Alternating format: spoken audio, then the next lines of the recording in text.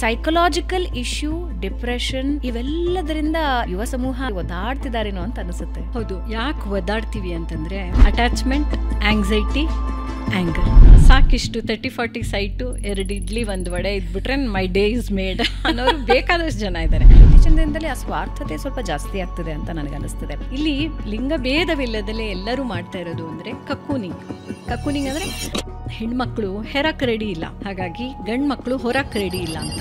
ಯಾವುದೇ ಒಂದು ಹೆಣ್ಮಗು ಸೇರು ಬೆಲ್ಲ ಬಲಗಾಲಲ್ಲಿ ಒದ್ಕೊಂಡು ಬರುವಾಗ ಈ ಮನೆ ನಾನು ಉರುಳಿಸ್ತೀನಿ ಅಂತ ಏನು ಬರಲ್ಲ. ಈಗ ಅಜ್ಜಿ ತಾತ ಜೊತೆಲಿದ್ದು ನಮ್ಮ ಮಿದುಳು ಕೂಡ ಚೆನ್ನಾಗಿ ಬೆಳ್ಕೊಂಡು ಹೋಗುತ್ತೆ. ತನ್ನ ಅಪ್ಪ ತನಗೆ ಏನು ಕೊಟ್ಟಿದ್ರೋ ಅದನ್ನೇ ಗಂಡನಿಂದ ಬಯಸ್ತಾ ಇರ್ತಾಳೆ. ಮಮ್ಮಾಸ್ ಬಾಯ್ ಅಂತಾಳೆ, ಅವಳು ಡ್ಯಾಡೀಸ್ ಗರ್ಲ್ ಅಲ್ವಾ, ಅವನು ತಾಯಿಗೆ ಫೋನ್ ಮಾಡಬಾರ್ದು ಅನ್ನೋದು ಒಂದು ದೊಡ್ಡ ಪ್ರಾಬ್ಲಮ್. ನೀಟಾಗಿ ಡೈಪರ್ ಎಲ್ಲ ಚೇಂಜ್ ಮಾಡ್ದ, ಮಗು ಅಳ್ತಾ ಇತ್ತು ಹೆಗ್ಲ ಮೇಲೆ ಹಾಕೊಂಡ, ಎಲ್ಲ ಕೆಲಸನೂ ಒಂದು ಹೆಣ್ಣು ಮಾಡ್ದಂಗೆ ಗಂಡು ಮಾಡ್ತಾ ಇದ್ದ. Girls are becoming the boys they want to marry. ಅವ್ನು ಯಾರು 45 ವರ್ಷದ, ಇವಳಿಗೆ 9ನೇ ಕ್ಲಾಸಲ್ಲಿದ್ದಾಳೆ. ಯಾಕೆ ಅವನ ಜೊತೆ ಚಾಟ್ ಮಾಡ್ತಾ ಇದೆಯಾ? I know ma'am, it's a sugar daddy relationship. ಹುಡುಗರೆಲ್ಲ ನಾನು ಗೇ ಅಂತ ಹೇಳ್ಕೊಂಡು ಬರ್ತಾರೆ. ಸೇಮ್ ಸೆಕ್ಸ್ ರಿಲೇಶನ್ಶಿಪ್ ಅಲ್ಲಿದ್ದು ಏಡ್ಸ್ ಹತ್ತಿಸ್ಕೊಂಡು ಬಂದವರಿದ್ದಾರೆ. ಹೆಣ್ಮಕ್ಳನ್ನ ನಾವು ಬೆಳೆಸುವಾಗ್ಲೇನೆ ನಿನ್ಗೆ ಗಂಡ್ ಮಕ್ಳಿಲ್ಲ, ನೀನ್ ಗಂಡಾಗಿ ಬೆಳೆಸು ಅಂತ ಹೇಳ್ತೀವಲ್ಲ. ಸ್ತ್ರೀತನವನ್ನ ಯಾಕೆ ಕೊಲ್ತೀರಾ? ಏರಿ ನೀರುಂಬೊಡೆ, ತಾಯ ಮೊಲೆ ಹಾಲು ವಿಷವಾಗಿ ಕೊಲುವೊಡೆ, ಇನ್ನಾರಿಗೆ ದೂರುವೆನಯ್ಯ. ಆಗಿನ ಕಾಲದಲ್ಲಿ ಬಸವಣ್ಣನವರು ಈ ವಚನವನ್ನ ಬರೆದಿದ್ದಾರೆ ಅಂದ್ರೆ ಪರಿಸ್ಥಿತಿಗಳು ಇರ್ತವೆ. ನಮಸ್ಕಾರ ವೀಕ್ಷಕರೇ, ಬೆಂಗಳೂರು ಬಸ್ ಪಾಡ್ಕಾಸ್ಟ್ಗೆ ಸ್ವಾಗತ. ನಾನು ಭಾವನಾ ನಾಗಯ್ಯ. ಖಿನ್ನತೆ, ಡಿಪ್ರೆಷನ್ ಈ ವಿಷಯವನ್ನು ನಾವು ಆಗಿಂದಾಗೆ ಇತ್ತೀಚಿನ ದಿನದಲ್ಲಿ ಕೇಳ್ತಾ ಬರ್ತಾ ಇದ್ದೀವಿ. ಆದರೆ ಇದು ಮೊದಲಿನಿಂದಲೂ ಅತಿ ಹೆಚ್ಚಾಗಿ ಇದ್ದು ಈಗ ಸೋಷಿಯಲ್ ಮೀಡಿಯಾ ಮತ್ತು ಮಾಧ್ಯಮಗಳಿಂದಾಗಿ ಹೆಚ್ಚು ಹೊರಗೆ ಬರ್ತಾ ಇದೆಯಾ ಅಥವಾ ಖಿನ್ನತೆಯ ಸಂಖ್ಯೆ ಜಾಸ್ತಿ ಆಗ್ತಾ ಇದೆಯಾ ಅನ್ನೋ ಪ್ರಶ್ನೆ ಯಾವಾಗಲೂ ಎಲ್ಲರನ್ನೂ ಕಾಡ್ತಾ ಇರುತ್ತೆ. ಯಾಕಂದರೆ ಸಮಾಜದಲ್ಲಿ ಆಗ್ತಾ ಇರೋ ಒಂದರ ಮೇಲಿನ ಒಂದೊಂದು ಘಟನೆಗಳು ಮನುಷ್ಯನನ್ನು ಖಿನ್ನತೆ ಇನ್ನಿಲ್ಲದಂತೆ ಆವರಿಸ್ಕೊಳ್ತಾ ಇದೆಯಾ? ಗಂಡ ಹೆಂಡತಿ ನಡುವೆ ಖಿನ್ನತೆಯಿಂದಾಗಿ ಜಗಳಗಳು ಬರ್ತಾ ಇದೆಯಾ? ಅದು ವಿಕೋಪಕ್ಕೆ ಹೋಗ್ತಾ ಇದೆಯಾ? ಕೆಲವೊಂದು ಉದಾಹರಣೆಗಳನ್ನು ನಾವು ಇತ್ತೀಚಿನ ದಿನದಲ್ಲಿ ನೋಡ್ತಾ ಹೋಗ್ತಾ ಇದ್ದೀವಿ. ಗಂಡ ಹೆಂಡತಿಯ ಕಾಟ ತಾಳಲಾರದೆ ಆತ್ಮಹತ್ಯೆ ಮಾಡಿಕೊಂಡಿರೋದು, ಅಥವಾ ಹೆಂಡತಿ ಗಂಡನ ಟಾರ್ಚರ್ ತಾಳಲಾರದೆ ಆತ್ಮಹತ್ಯೆ ಮಾಡಿಕೊಳ್ಳೋದು. ಇತ್ತೀಚೆಗಷ್ಟೇ ಹಿರಿಯ ಪೊಲೀಸ್ ಅಧಿಕಾರಿ, ನಿವೃತ್ತ ಅಧಿಕಾರಿಯ ಸಾವು ಕೂಡ ಇಡೀ ರಾಜ್ಯನ ಬೆಚ್ಚಿ ಬೀಳಿಸಿತ್ತು. ಹಾಗಾದರೆ ಸಮಾಜದಲ್ಲಿ ಸ್ವಾಸ್ಥ್ಯ ಯಾವ ಕಡೆ ಹೋಗ್ತಾ ಇದೆ ಅನ್ನೋದು ದೊಡ್ಡ ಪ್ರಶ್ನೆಯಾಗಿ ಕಾಡ್ತಾ ಇದೆ. ಈಗ ಎಲ್ಲರಿಗೂ ಕೌನ್ಸಿಲಿಂಗ್ನ ಅವಶ್ಯಕತೆ ಇದೆ ಅಂತ ಮೊದಲಿನಿಂದಲೂ ಕಳೆದ 1-2 ದಶಕಗಳಿಂದಲೂ ಹೇಳ್ತಿದ್ದಾರೆ. ಆದರೆ ಇವತ್ತಿನ ದಿನಮಾನದಲ್ಲಿ ಕೌನ್ಸಿಲಿಂಗ್ ಇಲ್ಲದೆ ಜೀವನ ಇಲ್ಲ ಅನ್ನುವ ಪರಿಸ್ಥಿತಿಗೆ ನಾವು ಬಂದು ನಿಂತಿದ್ದೀವಿ. ಗೊತ್ತಾಗ್ತಾ ಇಲ್ಲ. ಇದೆಲ್ಲದರ ಬಗ್ಗೆ ನಮ್ಮ ಜೊತೆ ಮಾತನಾಡೋದಕ್ಕೆ ಬಹಳ ದಶಕಗಳಿಂದ ಸೈಕಾಲಜಿಸ್ಟ್ ಆಗಿ ಕೆಲಸ ಮಾಡ್ತಾ ಇರುವ ಡಾಕ್ಟರ್ ಶುಭಾ ಮಧುಸೂದನ್ ಅವರು ನಮ್ಮ ಜೊತೆ ಇದ್ದಾರೆ. ಅವರೊಂದಿಗೆ ನಾವು ಮಾತನಾಡೋಣ. ಮೇಡಮ್ ನಮಸ್ಕಾರ, ಕಾರ್ಯಕ್ರಮಕ್ಕೆ ಸ್ವಾಗತ. ನಮಸ್ಕಾರ ಭಾವನಾ. ಮನೋವಿಜ್ಞಾನ ಯಾರ ಆಳ ಅಗಲಕ್ಕೂ ತಲುಪದ ಅಥವಾ ಮುಟ್ಟೋದಕ್ಕಾಗದ ವಿಷಯ ಅಂತ ನನಗೆ ಯಾವಾಗಲೂ ಅನ್ನಿಸ್ತಾ ಇರುತ್ತೆ. ಯಾಕೆಂದರೆ ಒಬ್ಬರಿಗೆ ಅಪ್ಲೈ ಆದ ಒಂದು ಥೀಮ್ ಏನಿದೆ ಅಥವಾ ಒಂದು ಕ್ಯಾಲ್ಕ್ಯುಲೇಷನ್ ಏನಿದೆ ಇನ್ನೊಬ್ಬರಿಗೆ ಅಪ್ಲೈ ಆಗೋದಿಲ್ಲ. ಒಬ್ಬರ ಸೂತ್ರ ಬೇರೆ ಇರುತ್ತೆ, ಇನ್ನೊಬ್ಬರ ಸೂತ್ರ ಬೇರೆ ಇರುತ್ತೆ. ಮನೋವಿಜ್ಞಾನ ಅನ್ನೋದೇ ಒಂದು ದೊಡ್ಡ subject, vast subject, but different subject. ಅದರಲ್ಲಿ ನಾನಿವತ್ತು ಆಯ್ಕೆ ಮಾಡ್ಕೊಂಡಿರೋದು ಖಿನ್ನತೆಯ ಬಗ್ಗೆ. ಇತ್ತೀಚಿನ ವರ್ಷಗಳಲ್ಲಿ ನೀವು ನೋಡಿದ್ದೀರಾ, ಇತ್ತೀಚಿನ ತಿಂಗಳುಗಳಲ್ಲಿ ನೀವು ನೋಡಿದ್ದೀರಾ, ಬಹಳಷ್ಟು ಗಂಡಂದರು ಹೆಂಡತಿ ಕಾಟ ತಾಳೋದಕ್ಕಾಗದೆ ಅಥವಾ ಟಾರ್ಚರ್ ತಾಳೋದಕ್ಕಾಗದೆ ಸುಯಿಸೈಡ್ ಮಾಡ್ಕೊಂಡಿದ್ದಾರೆ. ವಿಡಿಯೋ ಮಾಡಿ ಸುಯಿಸೈಡ್ ಮಾಡ್ಕೊಂಡಿದ್ದಾರೆ, ಡೆತ್ ನೋಟ್ ಬರೆದು ಸುಯಿಸೈಡ್ ಮಾಡ್ಕೊಂಡಿದ್ದಾರೆ. ಕೆಲವೊಂದು ಇದಕ್ಕೆ ತದ್ವಿರುದ್ಧವಾಗಿ ನಾವು ನೋಡ್ತೀವಿ ಅಂತ ಹೇಳೋದಾದರೆ ಹೆಣ್ಣುಮಕ್ಕಳು ಗಂಡನ ಕಾಟ ತಾಳಲಾರದೆ ಆತ್ಮಹತ್ಯೆ ಮಾಡಿಕೊಂಡಿರುವಂತಹ ಪ್ರಕರಣಗಳು ಜಾಸ್ತಿ ಆಗ್ತಾ ಇದೆ. ಇತ್ತೀಚೆಗೆ IGDGPಯ ಒಂದು ಹತ್ಯೆಯ ಪ್ರಕರಣನೂ ನೀವು ನಿಮ್ಮ ಗಮನಕ್ಕೆ ಬಂದಿರಬಹುದು. ಹೆಂಡತಿ ಮತ್ತು ಮಗಳು ಸೇರಿ ಹತ್ಯೆ ಮಾಡಿದ್ದಾರೆ ಅನ್ನೋ ಆರೋಪ ಇದೆ. ಆದರೆ ಹೆಂಡತಿಯ ಪಾತ್ರ ದೊಡ್ಡದಿದೆ ಅದರಲ್ಲಿ ಅಂತ ಹೇಳ್ತಿದ್ದಾರೆ. ಆಕೆ ಖಿನ್ನತೆಯಲ್ಲಿದ್ದರು ಅಥವಾ ಸೈಕಲಾಜಿಕಲ್ ಇಶ್ಯೂ ಇತ್ತು ಅಂತ ಹೇಳ್ತಾ ಇದ್ದಾರೆ. ಸೈಕಲಾಜಿಕಲ್ ಇಶ್ಯೂ, ಡಿಪ್ರೆಷನ್ ಇವೆಲ್ಲದರಿಂದ ಇತ್ತೀಚಿನ ದಿನದಲ್ಲಿ ಯುವ ಸಮೂಹ ಆಗಲಿ ಅಥವಾ ಯಾರೇ ಆಗಿರಲಿ ಒದ್ದಾಡ್ತಿದ್ದಾರೇನೋ ಅಂತ ಅನಿಸುತ್ತೆ. ಹೌದು, ಯಾಕೆ ಒದ್ದಾಡ್ತೀವಿ ಅಂತಂದರೆ ನಾನು ಯಾವಾಗಲೂ 3A ಫ್ಯಾಕ್ಟರ್ಸ್ ಅಂತ ಕರಿತೀನಿ. Attachment, anxiety, anger. Attachment, anxiety, anger ಇದು ಎವಲ್ಯೂಷನರಿ ಎಮೋಷನ್ ಅಂತಲೇ ಹೇಳ್ಬೋದು. ಅಂದರೆ ಮನುಷ್ಯ ಒಂದು ಬುಡಕಟ್ಟಿನಲ್ಲಿ ಕಾಡಿನಲ್ಲಿ ವಾಸ ಆಗಿರೋ ಸಮಯದಿಂದನೂ ನಮ್ಮ ಜೊತೆನೇ ಇದು ಬಂದಿದೆ. ಹಾಗಾಗಿ 80% ಜನ ಆಂಗ್ಸೈಟಿಯಿಂದ ಯಾವ್ಯಾವುದೋ ರೀತಿಯಲ್ಲಿ ನರಳ್ತಾ ಇರ್ತಾರೆ. 80% ಜನ? ಹೌದು, ಪ್ರತಿಯೊಬ್ಬರಿಗೂ ಆಂಗ್ಸೈಟಿ ಇಲ್ಲದೆ ಇರೋರು 20% ಮಾತ್ರನಾ? ಹೌದು, ಅವರೇ ಸಾಧನೆ ಮಾಡೋಕ್ಕೂ ಎಷ್ಟೇ ನೀವು ಬುದ್ಧಿವಂತರಾಗಿದ್ರು ಆಂಗ್ಸೈಟಿ ಇದ್ದರೆ, ನಾನೇನು ಹೇಳ್ತೀನಿ ಅಂದರೆ intelligence with anxiety is waste of time. ಈಗ ನನಗೂ ನಿಮ್ಮ ಥರ ಆ್ಯಂಕರಿಂಗ್ ಮಾಡಬೇಕು ಅಂತ ಆಸೆ ಇರುತ್ತೆ. ಆದರೆ ಕೂತ್ಕೊಂಡ ತಕ್ಷಣ ನಮಸ್ಕಾರ ವೀಕ್ಷಕರೇ ಅಂತ ನೀವು ಎಷ್ಟು ಚೆನ್ನಾಗಿ ತೊಗೊಂಡ್ರಿ, ಆದರೆ ನಂಗೆ ಆ ಥರ ತೊಗೊಳಕ್ಕೆ ಬರಲ್ಲ. ನಮಸ್ಕಾರ ವೀಕ್ಷಕರೇ ಅಂತೀನಿ. ಆವಾಗ ಅದು ನೀರಸವಾಗಿ ಕೇಳುತ್ತೆ. ಆಗ ನನ್ನನ್ನು ಬೇಡ ಅಂತ ಅವರು ರಿಜೆಕ್ಟ್ ಮಾಡಿಬಿಡ್ತಾರೆ. ಹಾಗಾಗಿ ನನಗೆ ಎಲ್ಲ ಒಂದು ವಿಚಾರದ ಬಗ್ಗೆ ಒಂದು ಹೋಲ್ಡ್ ಇದ್ರೂ ನನಗೆ ಆ್ಯಂಕರಿಂಗ್ ಮಾಡೋಕ್ಕೆ ಭಯ ಇರೋದ್ರಿಂದ ಇದನ್ನು ಸ್ಟೇಜ್ ಫಿಯರ್ ಅಂತಲೂ ಕರಿಬೋದು. ಒಂದು ಸಣ್ಣ ಪರ್ಫಾರ್ಮೆನ್ಸ್ ಆ್ಯಂಗ್ಸೈಟಿ. ಒಂದು ಸಣ್ಣ ವಿಷಯ ವೀಕ್ಷಕರಿಗೆ ತಿಳಿಸ್ಬಿಡ್ತೀವಿ. ಶುಭಾ ಮಧುಸೂದನ್ ಅವರು ಈಗಾಗಲೇ DDಯಲ್ಲಿ ವರ್ಕ್ ಮಾಡಿದ್ದಾರೆ ನಿರೂಪಕಿಯಾಗಿ. ಅವರನ್ನು ನೀವೆಲ್ಲರೂ ನೋಡಿರ್ತೀರ. 90ರ ದಶಕದಲ್ಲಿ ಜನಪ್ರಿಯ ವಾರ್ತಾವಾಚಕಿಯಾಗಿದ್ದರು, ಈಗ ಸೈಕಾಲಜಿಸ್ಟ್ ಆಗಿದ್ದಾರೆ. ಪ್ಲೀಸ್ ಕಂಟಿನ್ಯೂ ಮಾಡಿ. Thank you Bhavana. ಹಾಗಾಗಿ ಆಸೆ ಎಲ್ಲರಿಗೂ ಇರುತ್ತೆ, ನ್ಯೂಸ್ ರೀಡರ್ ಆಗಬೇಕು ಅಂತ ಆಸೆ ಇರುತ್ತೆ. ಆದರೆ ಪರ್ಫಾರ್ಮೆನ್ಸ್ ಆ್ಯಂಗ್ಸೈಟಿ ಇರೋದ್ರಿಂದ ನಮಗೆ ಅದನ್ನು ಅಟ್ಯಾಚ್ಮೆಂಟ್ ಇರುತ್ತೆ. ನಮ್ಗೆ ಆ ವೃತ್ತಿಗೆ ಹೋಗಬೇಕು ಅಂತ ಅಟ್ಯಾಚ್ಮೆಂಟ್ ಇರುತ್ತೆ, ಅಥವಾ ಇಂಥ ಕಡೆನೇ ಕೆಲಸ ಮಾಡಬೇಕು ಅಂತ ಅಟ್ಯಾಚ್ಮೆಂಟ್ ಇರುತ್ತೆ. ಆದರೆ institution will not be attach to me ಅಲ್ವಾ. ಆವಾಗ ಖಿನ್ನತೆ ಆವರಿಸ್ಕೊಳುತ್ತೆ. ನನಗಲ್ಲಿ ಕೆಲಸ ಮಾಡೋಕ್ಕಾಗಲ್ಲ, ಫಸ್ಟ್ ಆಫ್ ಆಲ್ ಸೇರ್ಕೊಳ್ಳೋಕ್ಕಾಗಲ್ಲ, ಸೇರಿಕೊಂಡ್ರೆ ಉಳಿಯೋಕ್ಕಾಗಲ್ಲ. ಆವಾಗ ನಾನೇನು ಅನ್ಕೊತೀನಿ, ನನ್ನ ಮೇಲೆಲ್ಲ ಏನೋ ಮಾಡ್ತಾ ಇದ್ದಾರೆ, ಷಡ್ಯಂತ್ರ ಹೇರ್ತಾ ಇದ್ದಾರೆ, ಅವರು ಆ ಕಡೆಯಿಂದ ನನ್ನನ್ನೇನೋ ನೋಡ್ತಾ ಇದ್ರು. ಹೀಗೆ ಮನಸ್ಸು ಹುತ್ತಕ್ಕೆ ಹೊಟ್ಟೋಗ್ಬಿಡುತ್ತೆ. ಚಿತ್ತ ಹುತ್ತ ಎರಡನ್ನೂ ನಾವು ಜ್ಞಾಪಕದಲ್ಲಿ ಇಟ್ಕೊಂಡಿದ್ರೆ ಯಾವಾಗ ನಾವು ಒಳಗಡೆ ಹೋಗ್ತೀವಿ. ಮತ್ತು ಇನ್ನೊಂದೇನೆಂದರೆ, ಮಾನವನ ಒಂದು ಮನಸ್ಸು ಏನಿದೆ, ವರ್ತನೆ ಏನಿದೆ, ನಡವಳಿಕೆ ಏನಿದೆ, ಅವನು ಏಕಾಂಗಿಯಾಗಿರೋಕ್ಕೆ ಭಯ ಪಟ್ಕೊಳ್ತಾನೆ, ಸಮಾಜದವನ್ನು ಪ್ರೀತಿಸೋಲ್ಲ. ಈಗ ನಾನು ನಿಮ್ಮನ್ನ ಏಕಾಂಗಿಯಾಗಿರೋದಕ್ಕೆ ಭಯ ಪಡ್ತಾನೆ, ಆದರೆ ಸಮಾಜನ ಪ್ರೀತಿಸಲ್ಲ.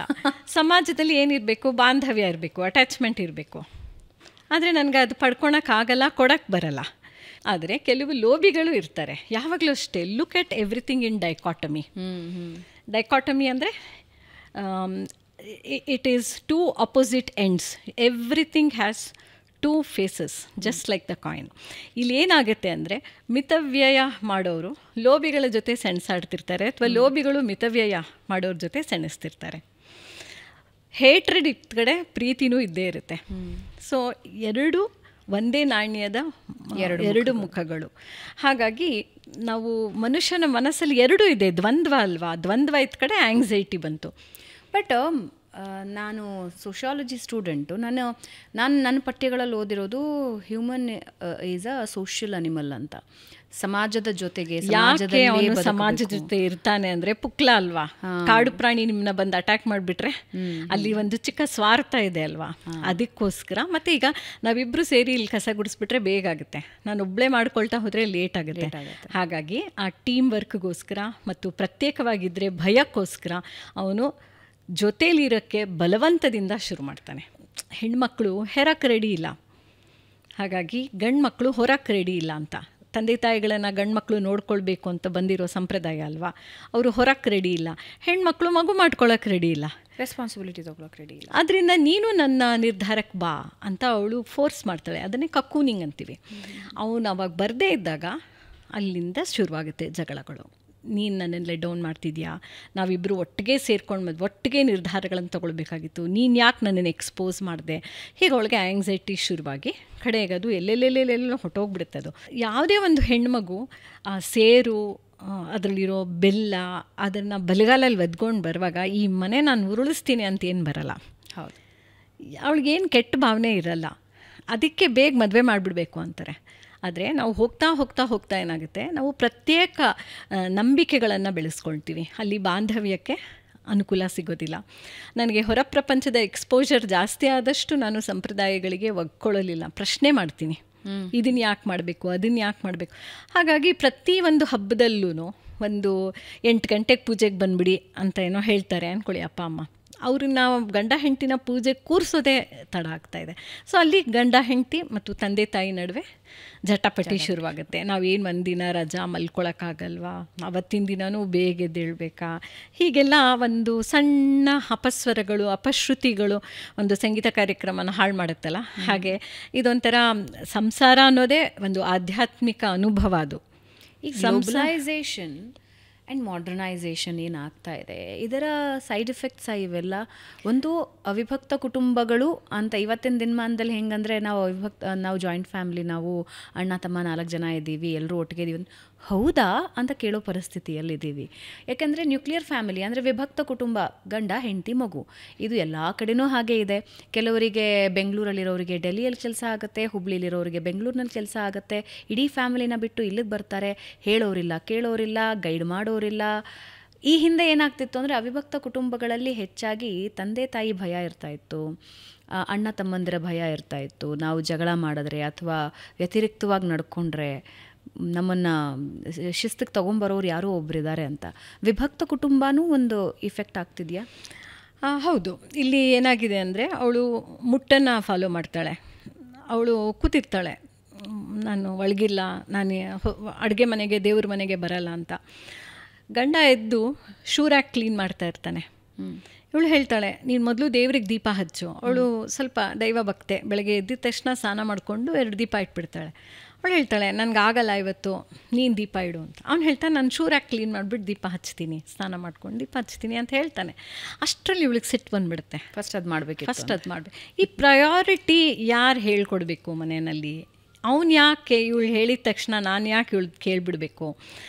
ನನಗೆ ಗೊತ್ತಿತ್ತು ನೀನು ಹಂಗೆ ಹೇಳ್ತೀಯಾ, ನನಗೆ ಇಂಟ್ಯೂಷನ್ ಇತ್ತು ಅಂತಾರೆ. ಆ ಇಂಟ್ಯೂಷನ್ ಯಾವಾಗ ಈಗೋ ಆಗುತ್ತೆ, ಯಾವಾಗ ನನಗೆ ಗೊತ್ತಿತ್ತು ನೀನು ಇದ್ದೇ ಥರನೇ ಮಾಡ್ತೀಯಾ ಅಂತ ನಾವು ಅಂತಿರ್ತೀವಲ್ವ, ಅದನ್ನೇ ಇಂಟ್ಯೂಷನ್ ಅನ್ನೋದು. ಇನ್ಸ್ಟಿಂಕ್ಟಿವ್ ಆಗಿ ಅಂದರೆ ಶರೀರವನ್ನು ಗೊತ್ತು, ಅವಳು ಹಂಗೆ ಹೇಳ್ತಾಳೆ ಅಂತ ಗೊತ್ತು, ಇವನಿಗೂ ಅದು ಪ್ರಿಡಿಕ್ಟಬಲ್ಲೇ. ಆದರೆ ನಾವು ಆ ಒಂದು ವರ್ತನೆಯನ್ನು ತೋರಿಸಲ್ಲ. ಅವಳಿಗೆ ಸಮಾಧಾನ ಹಂಗೆ ಇವ್ನು ನಡ್ಕೊಳ್ಳಲ್ಲ. ಯಾಕೆ ನಡ್ಕೋಬಾರ್ದು?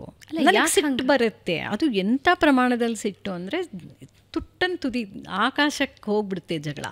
ಆಗ ಮಕ್ಕಳು ಏನು ಕಲ್ತ್ಕೋತಾ ಇದ್ದಾರೆ, ಇದು ಮಕ್ಕಳ ಫ್ರಾಂಟಲ್ ಲೋಬ್ ಮೇಲೆ ತುಂಬ ಪರಿಣಾಮ ಬೀರುತ್ತೆ. ಈಗ ಅಜ್ಜಿ ತಾತ ಜೊತೇಲಿದ್ದು ಎಲ್ಲರೂ ಒಂದು ಬಾಂಧವ್ಯದಲ್ಲಿದ್ದರೆ ನಮ್ಮ ಮಿದುಳು ಕೂಡ ಚೆನ್ನಾಗಿ ಬೆಳ್ಕೊಂಡು ಹೋಗುತ್ತೆ.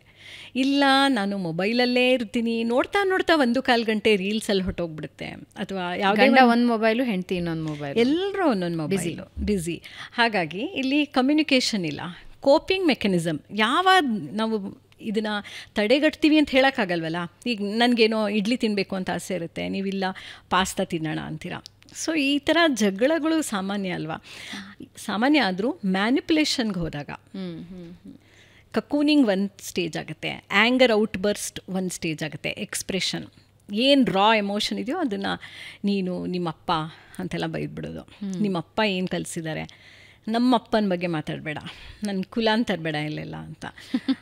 ಹೀಗಾಗಿ ಎಲ್ಲೆಲ್ಲೆಲ್ಲೇ ಹೋಗುತ್ತೆ. ಮೂರನೇದು ಮ್ಯಾನಿಪ್ಯುಲೇಷನ್ ಸ್ಟಾರ್ಟ್ಸ್ ಅಂತ ಅಂದರೆ ಡೆಫಿನೆಟ್ಲಿ ಅದೊಂದು ದೊಡ್ಡ ಜಗಳದ ಹಂತಕ್ಕೆ ಹೋಗ್ತಾ ಇದೆ ಅಂತ ಹೇಳಿದ್ರೆ, ಬಲೂನ್ನಲ್ಲಿ ಗಾಳಿ ತುಂಬೋದಕ್ಕೆ ಶುರುವಾಗಿ ಬಹಳ ದಿನಗಳಾಗಿರಬೇಕು. ಇಡೀ ಒಂದು ಬಲೂನ್ ತುಂಬಿ ಅದು ಹೊಡಿಬೇಕು ಅಂತ ಹೇಳಿದ್ರೆ ಹೆಂಗೆ ಸ್ಟಾರ್ಟ್ ಆಗುತ್ತೆ? ಜಗಳಗಂಟಿ ಪರ್ಸನಾಲಿಟಿ ಅಂದರೆ ಪರ್ಸನಾಲಿಟಿ ಡಿಸಾರ್ಡರ್ ಅನ್ನೋದೇ ಒಂದು ದೊಡ್ಡ ಪ್ರಪಂಚ. ಈಗ ಮಾನಸಿಕ ಕಾಯಿಲೆಗಳು ಅಂದಾಗ ಎಲ್ರಿಗೂ ಮಾನಸಿಕ ಕಾಯಿಲೆ ಇರಲ್ಲ, ವ್ಯಕ್ತಿತ್ವ ದೋಷಗಳು ಸಾಕಷ್ಟು ಇರ್ತವೆ. ವ್ಯಕ್ತಿತ್ವ ದೋಷಗಳು, ಹಾಂ. ಆ ವ್ಯಕ್ತಿತ್ವ ದೋಷಗಳು ಅಂದರೆ ಇವಾಗ ಫಾರ್ ಎಕ್ಸಾಂಪಲ್, ನನ್ನ ಸೊಸೆ ವೀಣೆ ನುಡಿಸ್ತಾ ಇರ್ತಾಳೆ. ನಂಗೆ ಗೊತ್ತು ಅವಳು 10 ಗಂಟೆಗೆ ವೀಣೆ ನುಡಿಸ್ತಾಳೆ ಅಂತ. ಆದರೆ ಅವಳು ಒಂದು ಸತಿ ಕೆಳಗೆ ಬಂದು, ಅಮ್ಮ ಏನಾದರೂ ಕೆಲಸ ಮಾಡಬೇಕಾ ಅಂತ ಕೇಳ್ತಾಳೆ. ನಾನು ಹೇಳ್ತೀನಿ, ಬೇಡ ಬೇಡ, ನೀನು ಪ್ರಾಕ್ಟೀಸ್ ಮಾಡ್ಕೋತಿದ್ಯಲ್ಲ, ನೀನು ಹೋಗಿ ಮಾಡ್ಕೋ ಅಂತ ಹೇಳ್ತೀನಿ. ಅವಳು ಮೇಲೆ ಹೋಗ್ತಾಳೆ. ನಾನು ಪಾತ್ರೆ ತೊಳಿತಾ ಇರ್ತೀನಿ ಕೆಳಗಡೆ. ನನ್ನ ಗಂಡ ಬರ್ತಾರೆ, ಅವ್ರಿಗೂ ಏಜ್ ಆಗಿದೆ. ಏನೇ ಅವಳ ಕೈಲಿ ಒಂಚೂರು ಪಾತ್ರೆ ತೊಳಿಸ್ಬಾರ್ದಾ, ನೀನೇ ಯಾಕೆ ಮಾಡ್ತಿದ್ಯಾ ಅಂತ ಲೋಕಾರೂಢಿಯಾಗಿ ಹೇಳ್ಬೋದು ಅವರು. ಆಗ ಅವರು ಪಾತ್ರೆನ ದಬಕ್ಕಂತ ಸಿಂಕಲ್ಲಿ ಕುಕ್ಬಿಟ್ಟು ಅವಳೇಲಿ ಮಾಡ್ತಾಳೆ. ಅವಳಿಗೇನಿದ್ರು ವೀಣೆ ನುಡಿಸು, ಇಲ್ಲ ಇನ್ನೊಂದು ಮಾಡು, ಗಂಡನ ಜೊತೆ ತಿರುಗು, ನಮ್ಮ ಕಾಳಜಿ ಎಲ್ಲಿದೆ ಅಂತ ಹೇಳ್ತಾಳೆ. ಕಳಿಸ್ದೋಳೆ ವೀಣೆ ನುಡಿಸ್ಕೊ ಅಂತ ಅವಳು. ಪಾತ್ರೆ ತೊಳೆಯೋಕ್ಕೆ ನಿಂತಾಗ ಅವ್ರೇನು ಹೇಳ್ತಾರೆ, ಇದನ್ನು ವ್ಯಕ್ತಿತ್ವ ದೋಷ ಅಂತೀವಿ. ಮ್ಯಾನಿಪ್ಯುಲೇಷನ್ ಇದೆ ಅಲ್ಲಿ. ಗಂಡನ ಹತ್ರ ವಿಕ್ಟಿಮ್ ಫೀಲಿಂಗ್ ಆಗೋದು, ಮಗ ಬಂದರೆ ಇನ್ನೊಂದು ಸ್ವಲ್ಪ ಜಾಸ್ತಿ ಆಗಿರುತ್ತೆ ಆ ವಿಕ್ಟಿಮ್ ಫೀಲಿಂಗು. ಈಗ ನಾವು ಅವಿಭಕ್ತ ಕುಟುಂಬದಲ್ಲೇ ಇದ್ದೀವಿ, ಆದರೆ ಜೊತೇಲಿರೋರು ಒಂದಷ್ಟು ಜನ ಇದ್ದಾರಲ್ವ. ಹೌದು. ಆ ಸಮಯದಲ್ಲಿ ಏನಾಗುತ್ತೆ, ಅವಳು ಏನಕ್ಕೋ ನೀರು ತೊಗೊಳಕ್ಕೆ ಅಂತ ಕೆಳಗಡೆ ಬಂದಾಗ, ಅತ್ತೇನೆ ನಾನು ಪಾತ್ರೆ ತೊಳಿಲ್ಲ, ಏನಾದ್ರು ಕೆಲಸ ಇದೆಯಾ ಅಂತ ಕೇಳಿದಾಗ, ಇಲ್ಲ ನೀನು ಹೋಗಿ ವೀಣೆ ನುಡಿಸು ಅಂತ ಹೇಳಿದರು. ಆದರೆ ಈಗ ಯಾಕೆ ಮಾವಂಗೆ ಹಂಗೆ ಹೇಳ್ತಾ ಇದ್ದಾರೆ ಅಂತ ಅವಳಿಗೆ ಆ್ಯಂಗ್ಸೈಟಿ ಉತ್ಪತ್ತಿ ಆಗುತ್ತೆ. ಯಾಕಂದರೆ ಅವಳು ಕೆಳಗಡೆ ಬಂದು ಅಟ್ಯಾಚ್ಮೆಂಟ್ಗೆ ಎಮೋಷನಲ್ ಬಿಡ್ಡಿಂಗ್ ಮಾಡಿದ್ದಾಳೆ. ಹೌದು ಅಲ್ವಾ ಭಾವನಾ, ನಾನು ಮಾತಾಡ್ತಿರೋದು ಕರೆಕ್ಟಾಗಿದೆಯಾ ಅಂತ ನಾನು ಇವಾಗ ನಿಮ್ಮನ್ನು ಕೇಳ್ತೀನಿ. ಆಗ ನೀವೇನು ಉತ್ತರ ಕೊಡದೇ ಇದ್ದರೆ ನನಗೆ ಗಾಬರಿ ಆಗುತ್ತೆ. ನೀವು ಕೇಳಿದ ಪ್ರಶ್ನೆಗೆ ನಾನು ಉತ್ತರ ಕೊಡ್ತಾ ಇದ್ದೀನೋ ಇಲ್ವೋ. ಇದನ್ನು ಎಮೋಷ್ನಲ್ ಬಿಡ್ಡಿಂಗ್ ಅಂತ ಕರಿತೀವಿ. ಈಗ ನಾವಿಬ್ಬರು ಜಗಳ ಮಾಡಿರ್ತೀವಿ. ಜಗಳ ಮಾಡಿಬಿಟ್ಟು ಬರ್ತೀಯಾ ಕಾಫಿಗೆ ಅಂತ ಸ್ವಲ್ಪ ಗಡ್ಸಾಗೆ ಕೇಳ್ತೀನಿ. ಆಗ ನೀವು ನಡಿ ಕುಡಿಯೋಣ ಅಂತ ಹೇಳ್ಬೋದಲ್ವಾ. ಆವಾಗ ಎಮೋಷ್ನಲ್ ಬಿಡ್ಡಿಂಗ್ ನಾನು ಗಡ್ಸಾಗೆ ಮಾಡಿದ್ರು ನೀವು ಅದಕ್ಕೆ ಉತ್ತರನ ಗಡ್ಸಾಗೆ ಕೊಡ್ಬೋದು. ಆದರೆ ಕಾಫಿ ಕುಡಿತಾ ಕುಡಿತಾ ಇಬ್ಬರು ಸರಿ ಹೊಟ್ಟೋಗ್ತೀವಿ. ಈ ಮೆಲ್ಟಿಂಗ್ ಡೌನ್ ಎಲ್ಲೆಲ್ಲಿ ಇರಲ್ವೋ ಅಲ್ಲೆಲ್ಲ ಜಗಳಗಳು ದೊಡ್ಡದಾಗಿ ಬೆಳ್ಕೊಳ್ಳಿ. ಯಾಕೆ ಮೆಲ್ಟ್ ಡೌನ್ ಯಾಕಾಗಲ್ಲ ಅನ್ನೋದು ಅಂದರೆ ಅದೇ ಹೇಳಿದ್ನಲ್ಲ, ಇಲ್ಲಿ ವ್ಯಕ್ತಿತ್ವ ದೋಷ ಇದೆ. ಈಗ ಇದೇ ಕೇಸು ಸೊಸೆನೂ ಮಾಡ್ಬೋದು. ನಿಮ್ಮಮ್ಮ ನೋಡಿ ಬಂದು ಕೂತ್ಕೊಂಡ್ಬಿಡ್ತಾರೆ, ಮಕ್ಳಿಗೆ ಎಷ್ಟೊಂದು ಸ್ವೀಟ್ ಮಾಡಿಟ್ಬಿಡ್ತಾರೆ, ಹಲ್ಲೆಲ್ಲ ಹುಳ್ಕಾಗುತ್ತೆ, ನಾನು ಬೇಡ ಅಂದರೆ ಕೇಳಲ್ಲ, ನನಗೆ ಎಷ್ಟು ಕಷ್ಟ. ಅಮ್ಮನ ಜೊತೆ ಮಾತಾಡಲ್ಲ, ಬೇಡ ಬೇಡ ಬೇಡ. ಅಮ್ಮ ಮಾಡಿ ಮಾಡಿ ಮಾಡಿ. ಆ ಕಡೆ ಅಮ್ಮನಿಗೆ ಎದುರಿಸ್ಬೇಕಲ್ವಾ, ಮಾಡಬೇಡಿ ಅಮ್ಮ ಅಂತೇನಾದ್ರು ಹೇಳಬೇಕಲ್ವಾ, ಹಾಗೆ ಮಾಡಲ್ಲ ಅವರು. ಸೊ ಇಲ್ಲಿ ಮ್ಯಾನಿಪ್ಯುಲೇಷನ್, ವ್ಯಕ್ತಿತ್ವ ದೋಷದಲ್ಲಿ ಸೆಲ್ಫ್ ಕೇರ್ ಇರಲ್ಲ. ಅಂದರೆ ಅವರು ಅತ್ಯಂತ ಸೆಲ್ಫಿಶ್ ಆಗಿ ಡಿವೈಡ್ ಆ್ಯಂಡ್ ರೂಲ್ ಪಾಲಿಸಿ ಮಾಡ್ಕೊಂಡು ಹೋಗ್ತಾ ಇರ್ತಾರೆ. ಅವರು ಸಿಕ್ಕಾಕೊಳ್ಳೋದೇ ಇಲ್ಲ ಡಿವೈಡ್ ಆ್ಯಂಡ್ ರೂಲ್ ಮಾಡೋರು.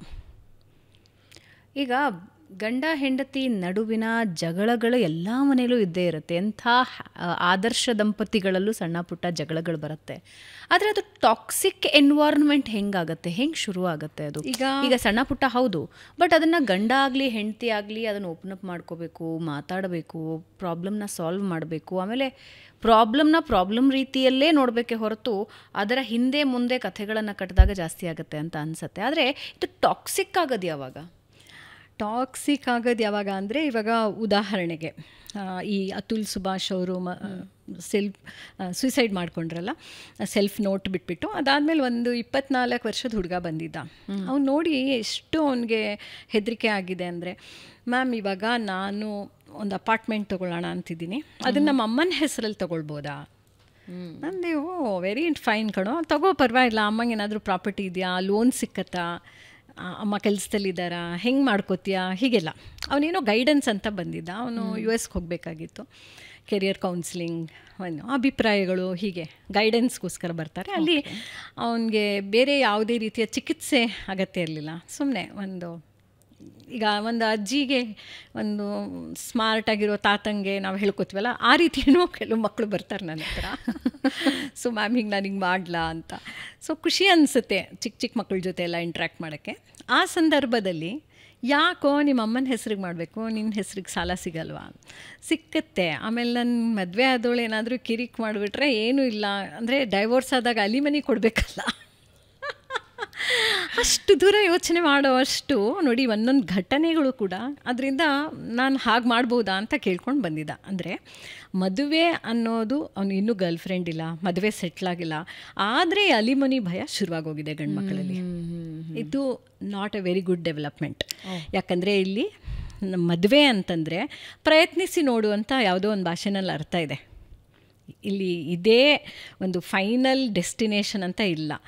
ಇಲ್ಲಿ ಮನುಷ್ಯ ಒಬ್ಬನೇ ಇರೋಕ್ಕಾಗಲ್ಲ, ಜೊತೇಲಿ ಪ್ರೀತಿ ಮಾಡ್ಕೊಂಡು ಇರೋಕ್ಕೆ ಬರಲ್ಲ ಅನ್ನೋದೇ ಒಂದು ದೊಡ್ಡ ಮನೋರೋಗ ಅಥವಾ ದ್ವಂದ್ವ.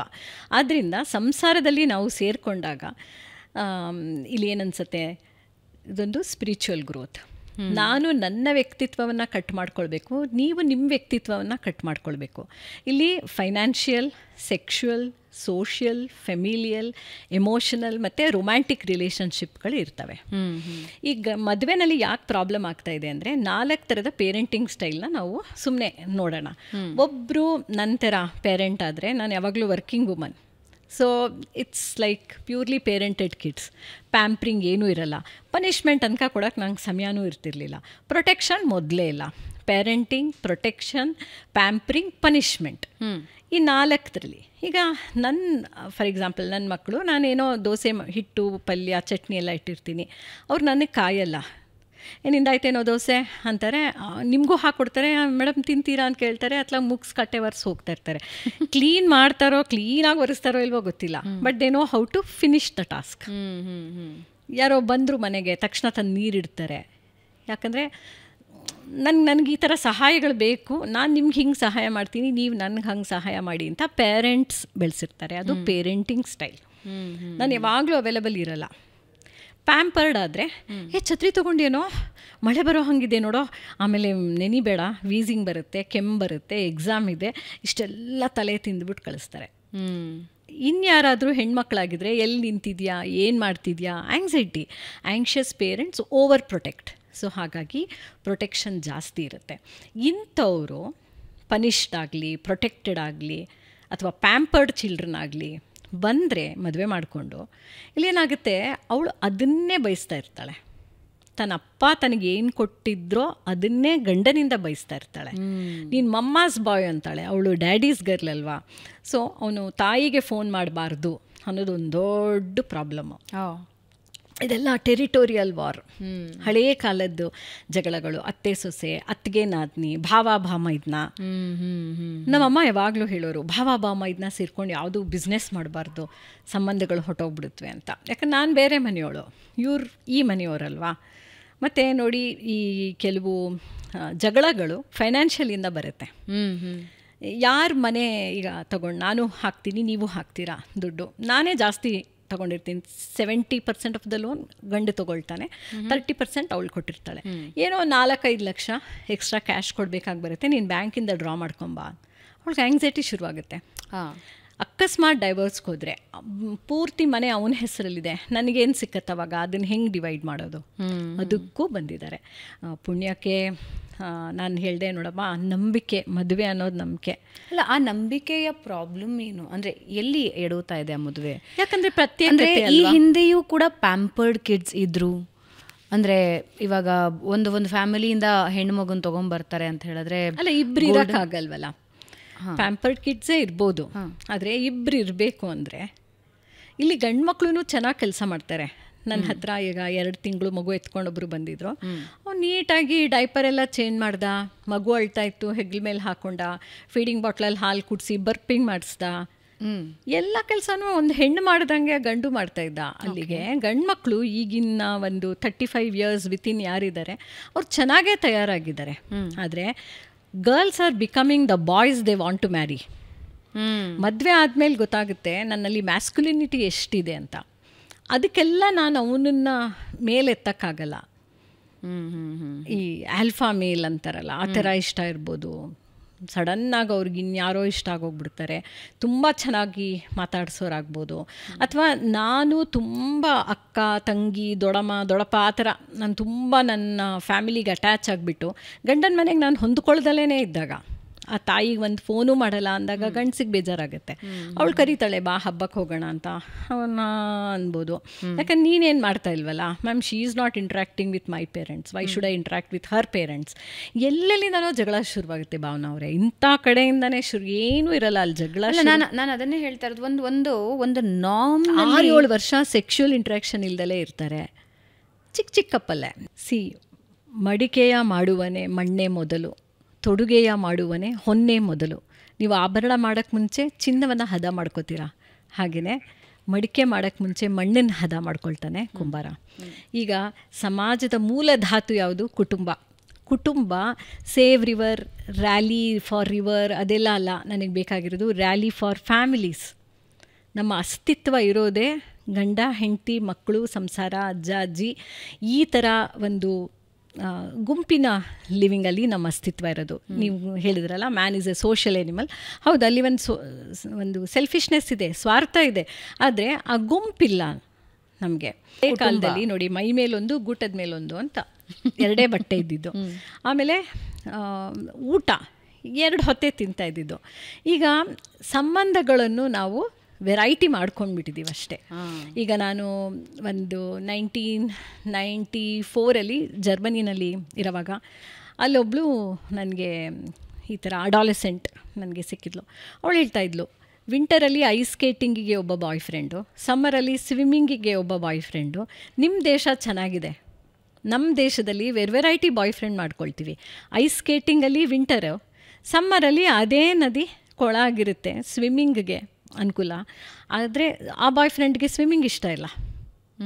ಐಸ್ ಸ್ಕೇಟಿಂಗಿಗೆ ಒಬ್ಬ, ಸ್ವಿಮ್ಮಿಂಗಿಗೆ ಒಬ್ಬ, ಮತ್ತು ಏನೋ ಒಂದು ವಿದೇಶ ಪ್ರವಾಸ ಮಾಡಬೇಕು ಅಂದರೆ ಅದಕ್ಕೊಬ್ಬ. ಹಾಗಾದರೆ ನಾವು ಮದುವೆ ಆಗೋದು ಯಾವಾಗ? Your country is so beautiful ಅಂತ ಹೇಳಿದ್ಲು. ಈಗ ಅದೇ ಪರಿಸ್ಥಿತಿಯನ್ನು ನಾವು ಇಲ್ಲಿಗೆ ತಂದ್ಕೊಂಡು ಬಿಟ್ಟಿದ್ದೀವಿ. ಆಲ್ರೆಡಿ ಅದು ಬಂದುಬಿಟ್ಟಿದೆ. ಇದು ಸಡನ್ನಾಗಿ ತುಂಬ ಇನ್ಸ್ಟೆಂಟ್ ಆಗಿಬಿಟ್ಟಿದೆಯಾ? ಇನ್ಸ್ಟೆಂಟ್ ಥರ ಆಗೋಗಿದೆ. ಹಾಗಾಗಿ ಇಲ್ಲಿ ಬೇಕು ಅಷ್ಟೇ. ಯಾತಕ್ಕೆ ಚಾಟ್ ಮಾಡ್ತಾ ಇದೀಯಾ?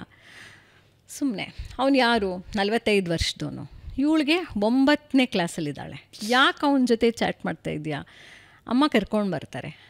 I know ma'am, it's a sugar daddy relationship. ಹೀಗೆ ಹೇಳೋ ಅಷ್ಟು ಮಕ್ಕಳು ಬೆಳೆದಿದ್ದಾರೆ. 9ನೇ ಕ್ಲಾಸ್, 9ನೇ. ಸಾಫ್ಟ್ ಫೋನ್ಗಳು ಜಾಸ್ತಿ ಆಗಿದೆ. ಸೊ ಅಲ್ಲೇನೋ ಕಾಣುತ್ತೆ. ಮತ್ತು ಈ ಕಾಲೇಜ್ ಹುಡುಗಿರು ರೀಲ್ಸ್ ಮಾಡ್ತಾರಲ್ಲ. ಸಿಗ್ಮಂಡ್ ಫ್ರಾಯ್ಡ್ ಏನು ಹೇಳ್ತಾನೆ ಅಂದರೆ, sex and aggression are the humans basic instinct ಅಂತ ಹೇಳ್ತಾನೆ. ಆದರೆ ಅವ್ನು ಹೇಳಿದಾಗ ನಾವೆಲ್ಲ ಅವನನ್ನು ಖಂಡಿಸ್ತೀವಿ. ನಾವು ಅಷ್ಟೊಂದು ಬುದ್ಧಿವಂತರು, ನಾವು ಇಂಟೆಲೆಕ್ಚುವಲ್ಸು, ವ್ಯಾಲ್ಯೂಸ್ ಇರೋರು, ನಾವೆಲ್ಲ ಹಂಗೆ ಮಾಡ್ತೀವ ಅಂತ ನಾವು ಅವನನ್ನು ಹಿಗ್ಗಾಮುಗ ಬೈದಾಕಿದ್ದೀವಿ. ಆದರೆ ಅವನು ನಿಜ ಅನಿಸುತ್ತೆ. ಇಲ್ಲಿ ಇದೊಂದು ಉದಾಹರಣೆ ತಗೊಂಡಾಗ ಅಗ್ರೆಷನ್ ಅಂದರೆ ಏನು? ಕಾಂಪಿಟಿಷನ್. ಇವನಿಗಿಂತ ಇನ್ಯಾರೋ ಮೇಲಿರ್ತಾರೆ, ನಂಗೆ ಅವನು ಬೇಕು. ಇದು ಒಂದೇ ಅಲ್ಲ. ಈಗ ನೋಡಿ, ನೇಲ್ ಪಾಲಿಷ್ ನಾವು ಹಾಕ್ಕೋತಾ ಇದ್ವಿ, ಇವಾಗ ನೇಲ್ ಆರ್ಟ್ ಬಂದಿದೆ. ಅದಕ್ಕೆಲ್ಲ ದುಡ್ಡು ಎಲ್ಲಿಂದ ತರ್ತಾನೆ? ಎಲ್ಲರಿಗೂ by 9th standard they want to colour their hair. 7ನೇ ಕ್ಲಾಸ್ ತನಕ ಹೆಂಗೆಂಗೋ ಕಂಟ್ರೋಲ್ ಮಾಡಿ ಇಟ್ಕೊಂಡಿರ್ತಾರೆ. ನಾವು I have to colour my hair. ಕನ್ನಡದಲ್ಲಿ ಯಾರೂ ಮಾತಾಡಲ್ಲ, ಇಂಗ್ಲೀಷ್ನಲ್ಲೇ ಜಾಸ್ತಿ ಮಾತಾಡ್ತಾರೆ. ಮತ್ತು ಬೇರೆ ಭಾಷೆಗಳ ಸಂಪರ್ಕ ಇದೆ ಅವ್ರಿಗೆ. ಆಮೇಲೆ ಹುಡುಗರೆಲ್ಲ ನಾನು ಗೇ ಅಂತ ಹೇಳ್ಕೊಂಡು ಬರ್ತಾರೆ. ಸೆಕ್ಷುವಲ್ ಓರಿಯೆಂಟೇಷನ್ ಚೇಂಜ್ ಆಗೋಗಿದೆ. ನಾನು ಸೇಮ್ ಸೆಕ್ಸ್ ರಿಲೇಷನ್ಶಿಪ್ಪಲ್ಲಿದ್ದು ಏಡ್ಸ್ ಹತ್ತಿಸ್ಕೊಂಡು ಬಂದವರಿದ್ದಾರೆ. ಹೀಗೆ ಒಂದೊಂದು every individual is A unique mutation. ಹಾಗಾಗಿ ಒಂದು ಕೇಸ್ ಇನ್ನೊಂದು ಕೇಸ್ ಥರ ಇರಲ್ಲ. ಆದರೆ ಇಂದು ಮಾನಸಿಕ ಆರೋಗ್ಯ ಅನ್ನೋದು ದಿಕ್ಕಾಪಾಲಾಗಿ ಹೋಗ್ಬಿಟ್ಟಿದೆ. ಅಂದರೆ ಇದು ಮಕ್ಕಳಿಂದ ಹಿಡಿದು ಗ್ರೇ ಡೈವೋರ್ಸಸ್ ಜಾಸ್ತಿ ಆಗಿದೆ. ಹೌದು, ಗ್ರೇ ಡೈವೋರ್ಸಸ್ ಸಂಖ್ಯೆ ತುಂಬ ಜಾಸ್ತಿ ಆಗಿದೆ. ಅವ್ಳಿಗೊಂದು ಮದುವೆ ಮಾಡಿಬಿಡ್ತೀನಿ ಮೇಡಮ್, ಆಮೇಲೆ ನಾನು ಇವನನ್ನು ಬಿಟ್ಟು ಹೋಗ್ತಾ ಇರ್ತೀನಿ ಅಂತಾರೆ. ಅಥವಾ just I am waiting for my daughters to get married, ನಾನು ಹೊರಟೋಗ್ತೀನಿ ಅಂತಾರೆ. ನಂಗೆ ಸಫೋಕೇಟ್ ಆಗ್ತಾ ಇದೆ ಅಂತಾರೆ. ಎಲ್ಲರಿಗೂ ಇಂಡಿವಿಜುವಲ್ ವೈಯಕ್ತಿಕ ಸ್ವಾತಂತ್ರ್ಯ ಬೇಕು. ಆದರೆ ಎಲ್ಲ ಬಿಟ್ಬಿಟ್ಟು ಸ್ವಾತಂತ್ರ್ಯ ಅಥವಾ ಸ್ವೇಚ್ಛಾಚಾರ? ಸ್ವೇಚ್ಛೆನೂ ಇದೆ. ಅದಕ್ಕೇ ಬೇಂದ್ರೆ ಅವ್ರು ಹೇಳಿದಾರಲ್ವಾ, ಸ್ವೈರತೆಗೂ ಸ್ವಾತಂತ್ರ್ಯಕ್ಕೂ ಇಹುದು ಅಜಗಜ ಅಂತರ, ಸುವ್ಯವಸ್ಥೆ ಮಹಾತಂತ್ರ, ಬದ್ಧತೆ ಬರೀ ಅಂತರ. ಬದ್ಧತೆ ಅನ್ನೋದು ಎಲ್ಲೂ ಕಾಣಿಸಲ್ಲ ನಮಗೆ. ಬದ್ಧತೆ, ಕಮಿಟ್ಮೆಂಟ್ ಇಲ್ವಲ್ಲ. ಎಷ್ಟು ಮನಸ್ಸು ಚೇಂಜ್ ಆಗೋಗ್ಬಿಡುತ್ತೆ ಅಂದರೆ, ಈಗ ನಾನು 3-4 ವರ್ಷ ಒಬ್ಬನ ಜೊತೆ ಇದ್ಬಿಟ್ಟು ನನಗೆ ಇವನು ಬೇಡ ಅನಿಸುತ್ತೆ, ಅಥವಾ ಅವಳಿಗೆ ಇವನು ಬೇಡ ಅನಿಸುತ್ತೆ. ನಾವು ಮೊದಲೇ ಹೆಣ್ಮಕ್ಳಿಗೆ ಲಿಮಿಟೆಡ್ ಎಡಿಷನು, ಅವನಿಗೆ ಮಕ್ಕಳು ಮಾಡ್ಕೋಬೇಕು ಅಂತ ಆಸೆ ಇರುತ್ತೆ. ಇವಳು ಅವ್ನ ಟೈಮ್ ಹಾಳು ಮಾಡಿಬಿಟ್ರೆ ಅವನಿಗೂ ಮಗುವಿಲ್ಲ, ಇವಳಿಗೂ ಮಗುವಿಲ್ಲ. ನಾವು ಆ ಸಮಯ ಅನ್ನೋದು ಕೈ ಜಾರು ಹೊಟ್ಟೋಗ್ತಾ ಇದೆ ಅಲ್ವಾ. ಈಗ ಒಂದು ಗಂಡು ಮತ್ತು ಹೆಣ್ಣು, whether it can be love marriage are arrange, ತಂದೆ ತಾಯಿ ನೋಡಿ ಮದುವೆ ಮಾಡ್ತಿದ್ದಾರೋ ಅಥವಾ ಅವರಿಬ್ಬರೇ ಇಷ್ಟಪಟ್ಕೊಂಡು ಮದುವೆ ಆಗ್ತಿದ್ದಾರೋ, ಈ ಬದ್ಧತೆಯಿಂದ ಜೀವನ ನಡೆಸೋದಕ್ಕೆ ಆರಂಭಿಕ ಪಾಠಗಳೇನು? ಯಾರಿಂದ ಸಿಗಬೇಕಿದು? ತಂದೆ ತಾಯಿ ಹೇಳಬೇಕಾ, ಸೊಸೈಟಿ ಹೇಳಬೇಕು? ಅನ್ನೋದ್ರೆ ಸೊಸೈಟಿಯಲ್ಲಿ ಯಾರು ಹೇಳಬೇಕು? ಏನು ತಿಳಿಸ್ಕೊಡ್ಬೇಕು ಅವರಿಗೆ? ಮುಂಚೆ ಎಲ್ಲ ಜೋಕ್ಸ್ ಬರೋದು, ಅತ್ತೆ ಇಲ್ಲದೆ ಇರೋ ಮನೆಯಿಂದ ಗಂಡು ತನ್ನಿ ಅಂತ, ಆಯಿತಾ. ಆಮೇಲೆ ಇನ್ನೊಂದು ಸ್ವಲ್ಪ ದಿನ ಆದಮೇಲೆ ಇನ್ನೊಂದು ಸ್ವಲ್ಪ ಜೋಕ್ಸ್ ಬರುವಾಗ, ಗ್ಯಾಸ್ ಇದೆಯಾ, ಹುಡುಗಿ ಮದುವೆ ಆಗ್ತಾಳೆ ಅಂದರೆ ಗ್ಯಾಸ್ ಇದೆಯಾ, ಮಿಕ್ಸರ್ ಗ್ರೈಂಡರ್ ಇದೆಯಾ ಅಂತೆಲ್ಲ ಕೇಳ್ತಾಳೆ ಅಂತ ಜೋಕ್ ಬರೋದು. ಈಗ ಮದುವೆ ಆಗೋಕ್ಕೆ ರೆಡಿ ಇಲ್ಲ, 30 ವರ್ಷ ಆಗಿರುತ್ತೆ, ಆದರೂ ಮದುವೆ ಆಗಲ್ಲ ಅವರು. ಅದರಿಂದ ಹೆಣ್ಮಕ್ಳನ್ನ ನಾವು ಬೆಳೆಸುವಾಗಲೇ, ನಿನಗೆ ಗಂಡು ಮಕ್ಕಳಿಲ್ಲ, ನೀನು ಗಂಡಾಗಿ ಬೆಳೆಸು ಅಂತ ಹೇಳ್ತೀವಲ್ಲ ತಂದೆ ತಾಯಿಗಳು. ಕೆಲವರು ಹೇಳ್ತಾರೆ, ನನಗೆ ಆ ಫೆಮಿನಿಟಿನ ಯಾಕೆ ನೀವು ಕೊಲ್ತೀರಾ, ಸ್ತ್ರೀತನವನ್ನು ಯಾಕೆ ಕೊಲ್ತೀರಾ? ಅವಳಿಗೆ ಮ್ಯಾಸ್ಕ್ಯುಲಿನಿಟಿ ಇದ್ದೇ ಇರುತ್ತೆ, ಆದರೆ ನೀನು ಗಂಡು ಅಂತ ಯಾಕೆ ಬೆಳೆಸ್ತೀರಾ?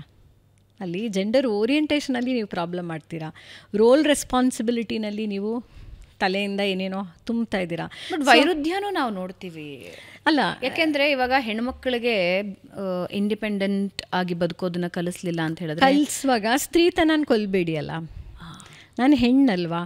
ಮತ್ತು ಅವಳಿಗೆ ಕೆಲವು ಪ್ಯಾಷನ್ಸ್ ಇರುತ್ತೆ. ಈಗ ನೀವು ನನ್ನನ್ನು ರಮಿಸಬೇಕು ಅಂತ, ನಾನು ಗಂಡಸ್ ಥರ ಜೋರಾಗಿ ಜಗಳ ಮಾಡಿಕೊಂಡು ಅಂತ ಬಾಯ್ಸ್ಟ್ರೆಸ್ ಆಗಿದ್ದು ಎಲ್ಲ ಮಾಡಿಕೊಂಡು ಮತ್ತೆ ಅವನು ನನ್ನನ್ನು ಹೆಣ್ಣಾಗಿ ಕಾಣಲಿ ಅಂತಂದರೆ ಅದು ಸಾಧ್ಯ ಇಲ್ಲ. ಬಟ್ ಅದೇ ಜವಾಬ್ದಾರಿ ಗಂಡಿನ ಮೇಲೂ ಇರುತ್ತೆ. ಅಲ್ಲಲ್ಲ, ಗಂಡು ಮಕ್ಕಳದು ಏನೇನು ಸಮಸ್ಯೆ ಅಂದರೆ, ಮೊದಲನೇದಾಗಿ ಅವ್ರು ಜಾಸ್ತಿ ಮಾತಾಡಲ್ಲ, ಆಯಿತಾ. ಮಾತು ತುಂಬ ಕಡಿಮೆ. ಹೆಣ್ಮಕ್ಳಿಗೆ ಮಾತಾಡ್ತಾನೆ ಇರಬೇಕು, ಏನೋ ಒಂದು ಡಿಸ್ಕಸ್ ಮಾಡ್ತಿರ್ಬೇಕು. ಇಂಡಿವಿಜುವಲ್ ಡಿಫ್ರೆನ್ಸಸ್ ಇರಲ್ವಾ ಅದರಲ್ಲಿ? ಕೆಲವರು ಇಂಟ್ರೋವರ್ಟ್ ಇರ್ತಾರೆ, ಕೆಲವ್ರಿಗೆ ಯಾರು ಹುಡುಗಿರನ್ನ ಜಾಸ್ತಿ ಪಟಾಯಿಸಿರ್ತಾರೋ ಕಾಲೇಜ್ ಡೇಸಲ್ಲಿ ಅವ್ರಿಗೆ ಗೊತ್ತು ಹೇಗೆ ಮಾತಾಡ್ಬೇಕು ನನ್ನ ಹೆಂಡತಿ ಜೊತೆ ಅಂತ. ಅವರು ಸೇಫಾಗಿ ಅವಳಿಗೆ ಅಟೆನ್ಷನ್ ಕೊಟ್ಟು ಎಲ್ಲ ಮಾಡ್ಕೊಂಡು ಇರ್ತಾರೆ. They are social beings. ಆದರೆ ಕೆಲವು ಗಂಡು ಮಕ್ಕಳಿಗೆ ಅದಿರಲ್ಲ, ಅವ್ರ ಮಾತೇ ಕಡಿಮೆ. ಇಂಟ್ರೋವರ್ಟ್ಸ್ ಇರ್ತಾರೆ ಅವರು. ಇಂಟ್ರೋವರ್ಟ್ ಅನ್ನೋದನ್ನೇ ಹೆಚ್ಚುಗಾರಿಕೆ ಅಂದ್ಕೊಂಬಿಟ್ಟಿರ್ತಾರೆ. ಸಿಕ್ಕಾಪಟ್ಟೆ ಬೋರಿಂಗ್ ಆಗುತ್ತೆ. ಇದೇ ಇಂಟ್ರೋವರ್ಟ್ 60 ವರ್ಷಕ್ಕೆ ರಿಟೈರ್ಡ್ ಆದರೆ ಅವನವ್ನ ಹೆಂಡತಿ ಪ್ರಾಣ ತೆಗೆದುಬಿಡ್ತಾನೆ. 60 ವರ್ಷ ಆದಮೇಲೆ ಬರೀ ಸೇವೆ ಅಲ್ವಾ, ಹೆಣ್ಣು ಯಾಕೆ ನಾನು ನಿನಗೆ ಯಾಕೆ ಸೇವೆ ಮಾಡಲಿ ಅಂತ ಅವಳು ರೊಚ್ಚಿಗೆ ಇರ್ತಾಳೆ. ಹಾಗಾಗಿ ಸಂಯಮ ಕಳ್ಕೊಂಬಿಟ್ಟಿದ್ದೀವಿ. ತ್ಯಾಗ ಅನ್ನೋದು ಬೇಕಿಲ್ಲ, ತಾಳ್ಮೆ ಇಲ್ಲ. ಯಾವ ಸಂಬಂಧಗಳು ತ್ಯಾಗ ತಾಳ್ಮೆ ಇಲ್ದಲೇ ನಿಲ್ಲಕ್ಕೆ ಸಾಧ್ಯ ಇಲ್ಲ. ಈ ಗಂಡು ಮಕ್ಳದು ಇದೆಲ್ಲ ಪ್ರಾಬ್ಲಮ್ಮು. ಮತ್ತು ಯಾರ್ದೋ ಜೊತೆ ಎಕ್ಸೆಸಿವ್ ಆಗಿ ಫೋನ್ ಸುಮ್ಮನೆ ನೋಡ್ತಾ ಇರೋದು.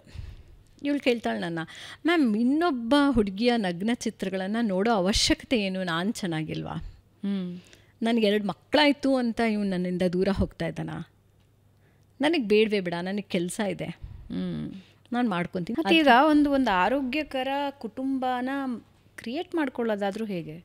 ಎಲ್ಲನೂ ಇವಾಗ IPS ಆಫೀಸರ್ ಅವರ ಕಥೆನೇ ನೋಡಿದ್ರೆ ಅವರು ಮೀನು ತರಿಸ್ಕೊಂಡಿದ್ರು, ಊಟಕ್ಕೆ ಕೂತಿದ್ರು ಅಂತ. ಅಲ್ಲಿ ನಂಬಿಕೆ, ಗೂಡು ಅಂದರೆ ಏನು, ನಂಬಿಕೆ ಅಲ್ವಾ. ಹಾರ್ನ್ಬಿಲ್ ಪಕ್ಷಿ ಕತೆ ಎಷ್ಟು ಚೆನ್ನಾಗಿದೆ ಅಂದರೆ, ಹಾರ್ನ್ಬಿಲ್ ಪಕ್ಷಿ ಮೊಟ್ಟೆ ಇಟ್ಟಾಗ ಒಂದು ಮರದ ಪೊಟ್ರೆ ಆಯ್ಕೆ ಮಾಡಿಕೊಂಡು ಅದರೊಳಗೆ ಮೊಟ್ಟೆ ಇಡುತ್ತೆ. ತನ್ನ ರೆಕ್ಕೆ ಎಲ್ಲ ಕಳಚಿಬಿಡುತ್ತದು ಆ ಸಮಯದಲ್ಲಿ.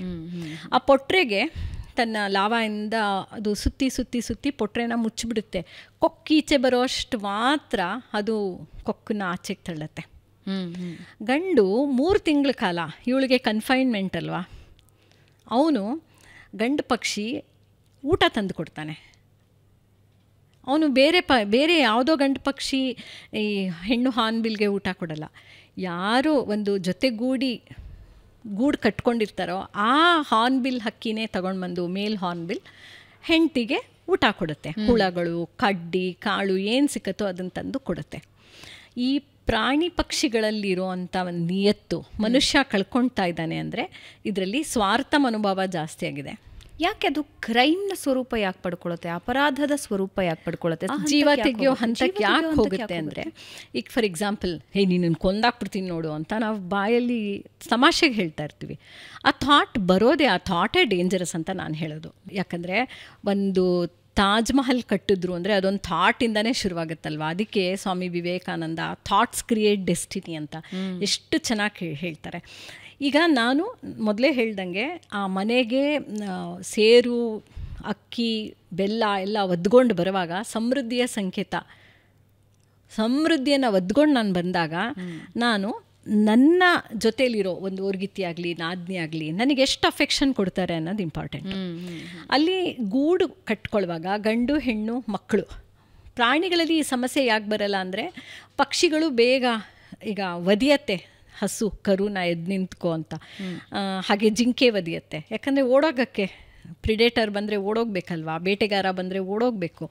ಆದರೆ ಮನುಷ್ಯನ ಒಂದು ಸಂತಾನ ಪ್ರಾಪ್ತಿ ಆದಮೇಲೆ ಒಂದು 20 ವರ್ಷಗಳ longest period of taking care of the children. ಹೌದು, ಅದು 16ಕ್ಕೆ ಅಮೆರಿಕನ್ಸ್ ನಿಲ್ಲಿಸ್ಕೊಂಡ್ರೂ ಕೂಡ ನಾವು ಇನ್ನೊಂದು 4 ವರ್ಷ ಎಕ್ಸ್ಟ್ರಾ ಮಾಡ್ತೀವಿ ಅಷ್ಟೇ.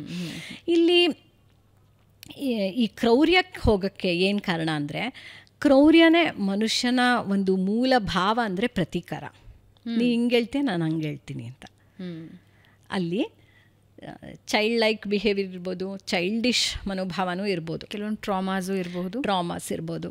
Materials are more important than emotions. ವಸ್ತು, ಆಸ್ತಿ, ಅಂತಸ್ತುಗಳು ಮನುಷ್ಯನ ಭಾವನೆ, ಸಂಬಂಧಗಳಿಗಿಂತ ಜಾಸ್ತಿ ಆಗ್ತಿದೆಯಾ? ಇದಕ್ಕೆ ನೀವು ವಿಲ್ ಡ್ಯೂರಾಂಟ್ ಅವರ ಸಿವಿಲೈಸೇಷನ್ ಸ್ಟೋರಿನ ಓದಬೇಕಾಗತ್ತೆ. ಅಲ್ಲಿ ಆತ ಬರೀತಾರೆ, ಬೇಟೆಗೆ ಹೋದವರಿಗೆ ಪೌರುಷ ಜಾಸ್ತಿ. ಕೃಷಿ ಮಾಡಿಕೊಂಡು, ಯಾಕಂದರೆ ಅಲ್ಲಿ ಪ್ರತಿ ಸತಿ ಬೇಟೆಗೆ ಹೋದಾಗಲೂ ನನಗೆ ಪ್ರಾಣಿ ಸಿಗುತ್ತೆ ಅಂತ ಖಾತ್ರಿ ಇಲ್ಲ, ನನಗೆ ಸೋಲೂ ಆಗ್ಬೋದು, ಫೇಲ್ ಆದಂಗೆ ಎಕ್ಸಾಮಲ್ಲಿ.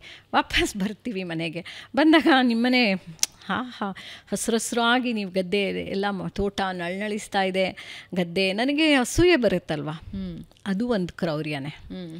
ಈಗ ನೀವು ಇವತ್ತೇನೋ ದೊಡ್ಡ ಆ್ಯಂಕರ್ ಆಗಿದ್ದೀರಾ, ಎಲ್ಲರ ಮುಂದೆ ನಾನು ಹೇಳ್ಬೋದು, ಐ ನೋ ಭಾವನಾ ಅವಳು ಚಿಕ್ಕವಳಾಗಿದ್ದಾಗ ಯಾವುದೋ ಹಳೇ ಒಂದು ಕೊಳೆ ಮಿಡ್ಡಿ ಹಾಕ್ಕೊಂಡು ಓಡಾಡ್ತಾ ಇದ್ಲು. ಯಾಕೆ ನಾನು ಅದರೂ ಕ್ರೌರ್ಯ ಅಲ್ವಾ? ನಿಮ್ಮ ಪೂರ್ವಾಶ್ರಮದಲ್ಲಿ ನೀವು ಬಡತನ ಇತ್ತು ಅಂತ ನೀವು ದೊಡ್ಡವರು ಶ್ರೀಮಂತರಾದ್ಮೇಲೆ ನಾನು ಯಾಕೆ ಜ್ಞಾಪಿಸ್ತೀನಿ? ನನಗೆ ಮಾತ್ರ ಅದು ಗೊತ್ತು, 10 ಜನಕ್ಕೆ ಗೊತ್ತಿಲ್ಲ ಅಲ್ವಾ? ನನಗೆ ಅವನು ಗೊತ್ತು, ಅವನು ಹೆಂಗಿದ್ದ ಗೊತ್ತಾ ಅಂತ ನಾವು ಯಾಕದು ಅಪಪ್ರಚಾರ ಮಾಡ್ತೀವಿ? ಯಾಕೆ ಅಪಪ್ರಚಾರ? ಯಾಕೆ? ಅದೇ ಮನುಷ್ಯನಲ್ಲಿ ಇರೋದೇ ಕ್ರೌರ್ಯ. ಒಂದಿನದ 2 ದಿನದ ಆ್ಯಂಗರ್ ಅಲ್ಲ ಇದು, ಬಟ್ ಅಷ್ಟರ ಮಟ್ಟಿಗೆ ಸಂಬಂಧಗಳು ಹಳಸಿವೆ ಅನ್ನೋದು ಪರಸ್ಪರರು ಗೊತ್ತಾಗೋದೇ ಇಲ್ವಾ? ಗೊತ್ತಾಗಲ್ಲ. ಯಾಕಂದರೆ ಅವನು 62 ವರ್ಷ ಮನೆಯ ಒಂದು ಕೆಲಸ ಮಾಡುವಂಥ ಹುಡುಗಿ ಜೊತೆ ಚೆಲ್ಲಾಟ ಆಡ್ತಾನೆ ಇರ್ತಾನೆ. ಈ ಬೆಳಗಾಗೆದ್ದು ನಾನು ಇವ್ನಿಗೆ ಯಾಕೆ ಅಡುಗೆ ಮಾಡಬೇಕು, ನಾನು ಬಿಟ್ಟು ಹೋಗ್ತೀನಿ, ನಾನು ಬೇರೆ ಅಪಾರ್ಟ್ಮೆಂಟ್ ಇದೆ ಅಂತ ಬರ್ತಾಳೆ. ಅವಳು ಅಲ್ಲಿ ವಿಚ್ಛೇದನ ತೊಗೊಳಕ್ಕೆ ರೆಡಿ ಇರ್ತಾಳೆ. ಆದರೆ ಸಂಪ್ರದಾಯಸ್ಥ ಕುಟುಂಬಗಳಲ್ಲಿ ವಿಚ್ಛೇದನ ಹೆಣ್ಮಗುನ ದಾರೆ ಏರ್ಕೊಡುವಾಗ ನಾನೇ ಏರ್ಕೊಡ್ಬೇಕಲ್ವ? ಅವಳಿಗೆ ನಾನು ವಿಚ್ಛೇದನ ಕೊಟ್ಬಿಟ್ರೆ ನನ್ನ ಹೆಣ್ಮಗು ಯಾರು ದಾರೆ ಏರ್ಕೊಡ್ತಾರೆ? ಇದೆಲ್ಲ ಕೆಲವು ಸೆಂಟಿಮೆಂಟ್ಸ್ನ ಕೆಲವರು ಈಗಿನ ಕಾಲದ ಗಂಡು ಮಕ್ಕಳನ್ನು ಕೂಡ ಇಟ್ಕೊಂಡಿರ್ತಾರೆ. ಇದು ಯಾಕೆ ಅವರಲ್ಲಿದೆ ಅಂದರೆ ಎವಲ್ಯೂಷನರಿ ಮೆಮೊರೀಸ್ ಇವೆಲ್ಲ. ಎವಲ್ಯೂಷನಿಂದ ನನ್ನ ಬಾಡಿಯಲ್ಲೂ ಕೂಡ ಕೆಲವು ಮೆಮೊರಿಗಳಿದೆ ಅಲ್ಲ. ಹಾಗಾಗಿ ಈ ಥರ ಇದನ್ನ ನಾನೇನು ಈ ಕಾಲದ ಹೊಸದು ಅಂತ ಹೇಳಲ್ಲ. ಯಾಕಂದರೆ ಬಸವಣ್ಣನವರು ಅವಾಗಲೇ ಹೇಳಿದ್ದಾರೆ ಏನಂತ, ಏರಿ ನೀರುಂಬೊಡೆ ತಾಯ ಮೊಲೆ ಹಾಲು ವಿಷವಾಗಿ ಕೊಲುವೊಡೆ, ನಾರಿ ತನ್ನ ಮನೆಯಲ್ಲೇ ಕೊಲುವೊಡೆ, ಇನ್ನಾರಿಗೆ ದೂರುವೆನಯ್ಯ, ಒಲೆ ಹತ್ತಿ ಉರಿದೊಡೆ ನಿಲ್ಲಲು ಬಹುದಲ್ಲದೆ ದರೆ ಹತ್ತಿ ಉರಿದೊಡೆ ನಿಲ್ಲಲು ಬಹುದೇ. ಆಗಿನ ಕಾಲದಲ್ಲಿ ಬಸವಣ್ಣನವರು ಈ ವಚನವನ್ನು ಬರೆದಿದ್ದಾರೆ ಅಂದರೆ ಆಗಲೂ ಹಾಗಿದ್ದು ಪರಿಸ್ಥಿತಿಗಳು ಇರ್ತವೆ. ಇದರಿಂದ ಹೊರಗೆ ಬರೋದು ಹೇಗೆ? ಗಂಡ ಹೆಂಡತಿ ಹೊರಗೆ ಬರೋದು ಹೇಗೆ?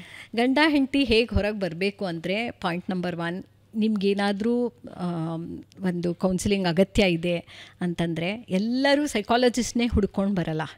ಈಗ ಫಾರ್ ಎಕ್ಸಾಂಪಲ್ ಭಾವನನ ಹತ್ರ ಹೇಳ್ಕೊಬೋದು, ನಾನು ನೀವು ಕೊಲೀಗ್ಸು, ಈ Bhavana something is wrong in my marriage ಅಂತ. ಆವಾಗ ನಾವು ಕೆಲವು ಫ್ರೇಮ್ವರ್ಕ್ಗಳನ್ನು ಹಾಕ್ಕೊಡ್ಬೇಕು. ಯಾತ್ರಲ್ಲಿ ಸರಿಗಿಲ್ಲ, ಈಸಿ ಅಥವಾ ನಿಮ್ಮಿಬ್ಬರು ನಡುವೆ ಫೈನಾನ್ಷಿಯಲ್ ಪ್ರಾಬ್ಲಮ್ ಇದೆಯಾ? ಈಗ ಅಂದರೆ ಮದುವೆಗೆಲ್ಲ EMI ತೊಗೊಂಡಿರ್ತಾರಲ್ವ, ಸೊ ಫೈನಾನ್ಷಿಯಲ್ ಪ್ರಾಬ್ಲಮ್ಮು, ಮತ್ತು ಸೆಕ್ಷುಲಿ ಅವನು ಆ್ಯಕ್ಟಿವ್ ಇದ್ದಾನ ಅಥವಾ ಇವಳು ಆ್ಯಕ್ಟಿವ್ ಆಗಿರಲ್ವಾ? ಕೆಲವು ಟೈಮಲ್ಲಿ ಲೇಡೀಸ್ ಒಂದು 3-4 ವರ್ಷ ಬೇಡ ಅಂತ ಇಟ್ಸ್ ಕಾಲ್ಡ್ ಫ್ರಿಜಿಡಿಟಿ ಥರ ಆಗಿರುತ್ತೆ ಅವ್ರಿಗೆ. They can't open up to the man. So ಅಂಥ ಸಮಯದಲ್ಲಿ ನಾವು ಏನು ಮಾಡಬಹುದು, ಹೀಗೆ ಅದನ್ನು ಹೇಳ್ಕೊಂಡಿರಲ್ಲ ಅವ್ರು ಯಾರ ಹತ್ರನೂ. ಆವಾಗೇನಾಗುತ್ತೆ, ಇವಾಗ ಡ್ರೆಸ್ಗಳು ಫಾರ್ ಎಕ್ಸಾಂಪಲ್, ಗಂಡಸ್ಗೇನಾಗುತ್ತೆ ಅಂದರೆ ಇವಳು ಹಾಕೊಳ್ಳೋ ಬಟ್ಟೆನ ಇನ್ನೊಬ್ಬರು ನೋಡಿದಾಗ, ಒಬ್ಬ ನಂಗೆ ಹೇಳಿದ, पैसा मैंने लगाए देखता कोई और ಅಂತ. ನಾನು ಜೀನ್ಸ್ ಪ್ಯಾಂಟ್ ಕೊಡಿಸಿರ್ಲಿಲ್ಲ. ಕೊಡಿಸಪ್ಪ, ಯಾಕೆ ಅಷ್ಟೊಂದು ಗಲಾಟೆ ಮಾಡ್ತೀಯಾ, ಹಾಕ್ಕೊಳ್ಳಿ ಬಿಡು, ಎಲ್ಲರೂ ಅಪಾರ್ಟ್ಮೆಂಟಲ್ಲಿ ಹಾಕ್ಕೋತಾ ಇದ್ದಾರಲ್ಲ ಅಂತ. ಅದಕ್ಕೆ ಇವನು ಹೇಳ್ತಾನೆ, ಯಾವುದೋ ಗಂಡ್ಸ್ ನೋಡೋಕ್ಕೆ ನಾನು ಇವಳ ಮೇಲೆ ಪೈಸಾ ಹಾಕಿದ್ದೀನಿ. ಯಾವ ಮನಸ್ಥಿತಿ ಇದೆ ಅಂತ ನಾವು ಹೆಂಗೆ, ಯಾವ ಸ್ಕೇಲ್ ಉಪಯೋಗಿಸಿ ಕಂಡುಹಿಡಿಯೋಣ? ಇಲ್ಲಿ ಕೌನ್ಸಿಲಿಂಗ್ ವರ್ಕ್ ಆಗುತ್ತಾ? ಕೌನ್ಸಿಲಿಂಗ್ ವರ್ಕ್ ಆಗುತ್ತೆ, ಯಾಕಂದರೆ ಅಟ್ಲೀಸ್ಟ್ ನಾವು ಬಕೆಟ್ ಮಾಡ್ಕೊಳ್ಬೋದು. ಎಮೋಷನ್ಸ್ ಏನಾಗ್ತಾಯಿದೆ, ಎಮೋಷನಲ್ ಡಿಸ್ರೆಗ್ಯುಲೇಷನ್ ಎಲ್ಲಾಗ್ತಾಯಿದೆ, ಆ್ಯಂಗ್ಸೈಟಿ, ಆ್ಯಂಗರ್ ಮತ್ತು ಅಟ್ಯಾಚ್ಮೆಂಟ್ ಪ್ಯಾಟರ್ನ್ ಯಾವ ಥರ ಇದೆ. ಯಾರಿಗೆ ಕೌನ್ಸಿಲಿಂಗ್ ಬೇಕಾಗುತ್ತೆ? ನನ್ನ ಪ್ರಕಾರ ಇಬ್ರಿಗೂ ಬೇಕಾಗುತ್ತೆ. When I should understand or a couple should understand. Pre ಮ್ಯಾರಿಟಲ್ಲೇ ಬಂದುಬಿಟ್ರೆ ತುಂಬ ಚೆನ್ನಾಗಿರುತ್ತೆ. ಪ್ರೀ ಮ್ಯಾರಿಟಲ್ ಅಂದರೆ ಮದುವೆಗೆ ಮುಂಚೆ. ಓಕೆ. ಯಾಕಂದರೆ romance will always end up in labour ward ಅಂತ ಹಳೆ ಕಾಲದಿಂದನೂ, ಮಗು ಆದಮೇಲೆ ರೊಮ್ಯಾನ್ಸ್ ಹೊಟ್ಟೋಗ್ಬಿಡುತ್ತೆ ಅಂತ. ಅದರಿಂದ ಚಿಕ್ಕ ಪುಟ್ಟ, ಈಗ ಬರ್ತಡೇಗೆ ವಿಶ್ ಮಾಡೋದು, ಕೆಲವು ಚಿಕ್ಕ ಚಿಕ್ಕ ವಿಚಾರಗಳಿಗೆ ಜಗಳ ಆಗಿರುತ್ತೆ ಹೊರತು ಯಾವುದೋ ಒಂದು ದೊಡ್ಡ ಸೈದ್ಧಾಂತಿಕ ವಿಚಾರವಾಗಿ ಕಾಂಗ್ರೆಸ್ಸು BJP ಅಂತ ಯಾವ ಗಂಡ ಹೆಂಡತಿನೂ ಜಗಳ ಆಡ್ಕೊಂಡು ಬಂದಿಲ್ಲ. ಸೈದ್ಧಾಂತಿಕವಾದ ನಿಲುವುಗಳು ಅವ್ರಿಗೆ ಯಾವುದೋ ಈ ಥರ, ನನ್ನ ಬರ್ತಡೇಗೆ ವಿಶ್ ಮಾಡಲಿಲ್ಲ, 12 o'clockಗೆ ವಿಶ್ ಮಾಡಲಿಲ್ಲ, ನಾನು ಮೊದಲು ಮಾಡ್ತಿದ್ರು ಈಗ ಮಾಡ್ತಿಲ್ಲ, ಈ ಥರ ಬೇಜವಾಬ್ದಾರಿ ಜಗಳಗಳೇ ಜಾಸ್ತಿ. ಆದರೆ ಅಲ್ಲಿ ಹೇಳಿದ್ನಲ್ಲ, ಈಗೋ ತನಕ ಬೆಳ್ಕೊಂಡು ಹೊಟ್ಟೋಗಿರುತ್ತೆ. ಹಾಗಾಗಿ ಇಲ್ಲಿ ನಾನೇನು ಹೇಳ್ತೀನಿ ಅಂದರೆ, ಒಬ್ಬ ವ್ಯಕ್ತಿ ಎಷ್ಟೇ ಒಂದು ಆಸ್ತಿ ಮಾಡಿರಲಿ, ಹೆಂಡತಿಗೂ ಒಂದು ಸ್ವಲ್ಪ ಅಂತ ಇಡಬೇಕಾಗುತ್ತೆ. ಇವ್ರು ಇಟ್ಟಿದ್ರೋ ಇಲ್ವೋ ನನಗೆ ಗೊತ್ತಿಲ್ಲ. ಮಗಂಗೆ ಕೊಡೋದು ಅಥವಾ ತಂಗಿಗೆ ಕೊಡೋದು, ಇನ್ಯಾರಿಗೋ ಕೊಡೋದು. But at the same time it doesn't mean that ಒಬ್ಬ ವ್ಯಕ್ತಿ ಆಸ್ತಿಯಿಂದಲೇ ಗಂಡ ಹೆಂಡತಿಯ ನಾನು ಅದಕ್ಕೆ ಹೇಳ್ತಾಳೆ, ವಿಲ್ ಡ್ಯೂರಾಂಟ್ ಹಿಸ್ಟ್ರಿ ಓದಬೇಕು, ಬಯಾಲಜಿ ಓದಬೇಕು, ಆವಾಗ ನಮಗೆ ಸೈಕಾಲಜಿ ಅರ್ಥ ಆಗುತ್ತೆ. Without the background of history and biology ಮನುಷ್ಯ ತನ್ನ ವರ್ತನೆಯ ವಿಕಾಸವನ್ನು ಹೇಗೆ ಮಾಡ್ಕೊಂಡು ಬಂದಿದ್ದಾನೆ. ಓಕೆ, ಈಗ ಗಂಡ ಅಥವಾ ಹೆಂಡತಿ ಇಬ್ಬರಲ್ಲಿ ಯಾರೋ ಒಬ್ಬರ ಬಿಹೇವಿಯರ್ ಬದಲಾವಣೆಯಿಂದ ಒಂದು ಕೌನ್ಸಿಲಿಂಗ್ ಕೊಡಿಸ್ಬೇಕು ಅನ್ನೋದು ಯಾವಾಗ ಅಂದರೆ ಅಬ್ನಾರ್ಮಲ್ ಅಂತ ನಿಮ್ಗೆ ಅನ್ಸತ್ತಲ್ವಾ? ನನ್ನ ಒಂದು ಮನಸ್ಸಲ್ಲಿ ಏನಿದೆ, ಈಗ ದೇವಸ್ಥಾನಕ್ಕೆ ಹೋಗಬೇಕು ಅಂತ ನೀವು ದೇವಸ್ಥಾನದ ಕ್ಯೂನಲ್ಲಿ ನಿಂತಿದ್ದೀರಾ. ಅವಳು ಹೇಳ್ತಾಳೆ ಇವಾಗ ತುಂಬ ಹೊಟ್ಟೆ ಹಸಿದಿದೆ, ಇವಾಗ ಹೋಗ್ಬಿಟ್ಟು ತಿನ್ಕೊಂಬಂದ್ಬಿಡೋಣ, ನಾಳೆ ಬೆಳಗ್ಗೆ ಇಲ್ಲಿ ಬರೋಣ. ಇಲ್ಲ ಇಲ್ಲ ಇಲ್ಲ ಇಲ್ಲ ಇವಾಗಲೇ ನಿಂತ್ಕೊ ಅಂತ ಅವ್ನು ನಿಲ್ಲಿಸ್ತಾನೆ. ನಮ್ಗೆ ದೇವಸ್ಥಾನಗಳಲ್ಲಿ ಕ್ಯೂ ನೀವು ನೋಡಿದ್ದೀರಾ ಅಲ್ವಾ, ಉದ್ದುದ್ದಕ್ಕಿರುತ್ತೆ. ಅವಳಿಗೆ ಸುಸ್ತಾಗೋಯ್ತು ಅಂತ ಬರ್ತಾಳೆ. ಇವಾಗ ಈ ಥರ ಜಗಳಗಳು ಪದೇ ಪದೇ ಆದಾಗ ಯಾರ ಹತ್ರನಾದರೂ ಹೋಗಿ ಹೇಳ್ಕೊಳ್ಳಿ, ಅದು ತುಂಬ ಮುಖ್ಯ ಆಗುತ್ತೆ. ಅಂದರೆ ಕೌನ್ಸಿಲಿಂಗೇ ಹೋಗಬೇಕು ಅಂತಿಲ್ಲ, ಹಿರಿಯರೋ ಸ್ನೇಹಿತರು ಯಾರ ಹತ್ರ ಆದರೂ ಹೋಗಿ ಹೇಳ್ಕೊಳ್ಳಿ. ಆದರೆ ಕೆಲವ್ರು ಏನು ಮಾಡ್ತಾರೆ ಅಂದರೆ, ಅವ್ನು ಹಂಗೆ ಮಾಡ್ತಿದ್ದಾನೇನೆ, ನಮ್ಮ ಅಕ್ಕನ ಗಂಡನೂ ಹೀಗೆ ಮಾಡ್ತಾಯಿದ್ದ, ನೀನು ಈ ಥರ ಮಾಡು ಅಂತ ಇನ್ನೇನೋ ಕೌಂಟರ್ ಹೇಳ್ಕೊಟ್ಬಿಡ್ತಾರೆ. ಸೊ ಬೆಟರ್ ಒಬ್ಬ ಸೈಕಾಲಜಿಸ್ಟ್ ಮೀಟ್ ಆಗಿ. ಯಾಕಂದರೆ ನಾವು ಫಸ್ಟು ಮದುವೆ ಮಾಡುವಾಗ ಗಂಡು ಬಂದು ಹೆಣ್ಣಿಗೆ ದುಡ್ಡು ಕೊಟ್ಟು ಕರ್ಕೊಂಡು ಹೋಗ್ತಿದ್ನಂತೆ, ಯಾಕಂದರೆ ಅವಳು ಅಷ್ಟು ಸ್ಕಿಲ್ಫುಲ್ ಆಗಿದ್ಲು ಅಂತ. ಹಾಗಾಗಿ ಅವಳೊಂದು ಬ್ಯಾಗಲ್ಲಿ ಯಾವಾಗಲೂ ಸಾಮಾನುಗಳನ್ನು ಇಟ್ಕೊಂಡು, ಅವಳು ಬೇಟೆ ಆಡಕ್ಕೆ ಹೋದವನಿಗೆ ಗಾಯ ಆದರೆ ಒಂದು ಮಲಾಮ್ ಹಚ್ಚೋದು, ಅವನಿಗೊಂದು ಸಣ್ಣದು ಊಟ ತಿಂಡಿ ಇಟ್ಕೊಂಡು ಆರೈಕೆ ನೋಡ್ಕೊ. ಮನುಷ್ಯ ಬೇಸಿಕಲಿ ಲೇಸಿ ಅಲ್ಲ, ಸುಸ್ತಾಗಿ ಕೆಲಸ ಮಾಡಿ ಸುಸ್ತಾಗಿ ಅವನು ವಿಶ್ರಾಂತಿ ತಗೋತಿದ್ದ. ಆದರೆ ಇವಾಗ ಇಡೀ ದಿನ ನಾವು ಕೂತಿರ್ತೀವಿ.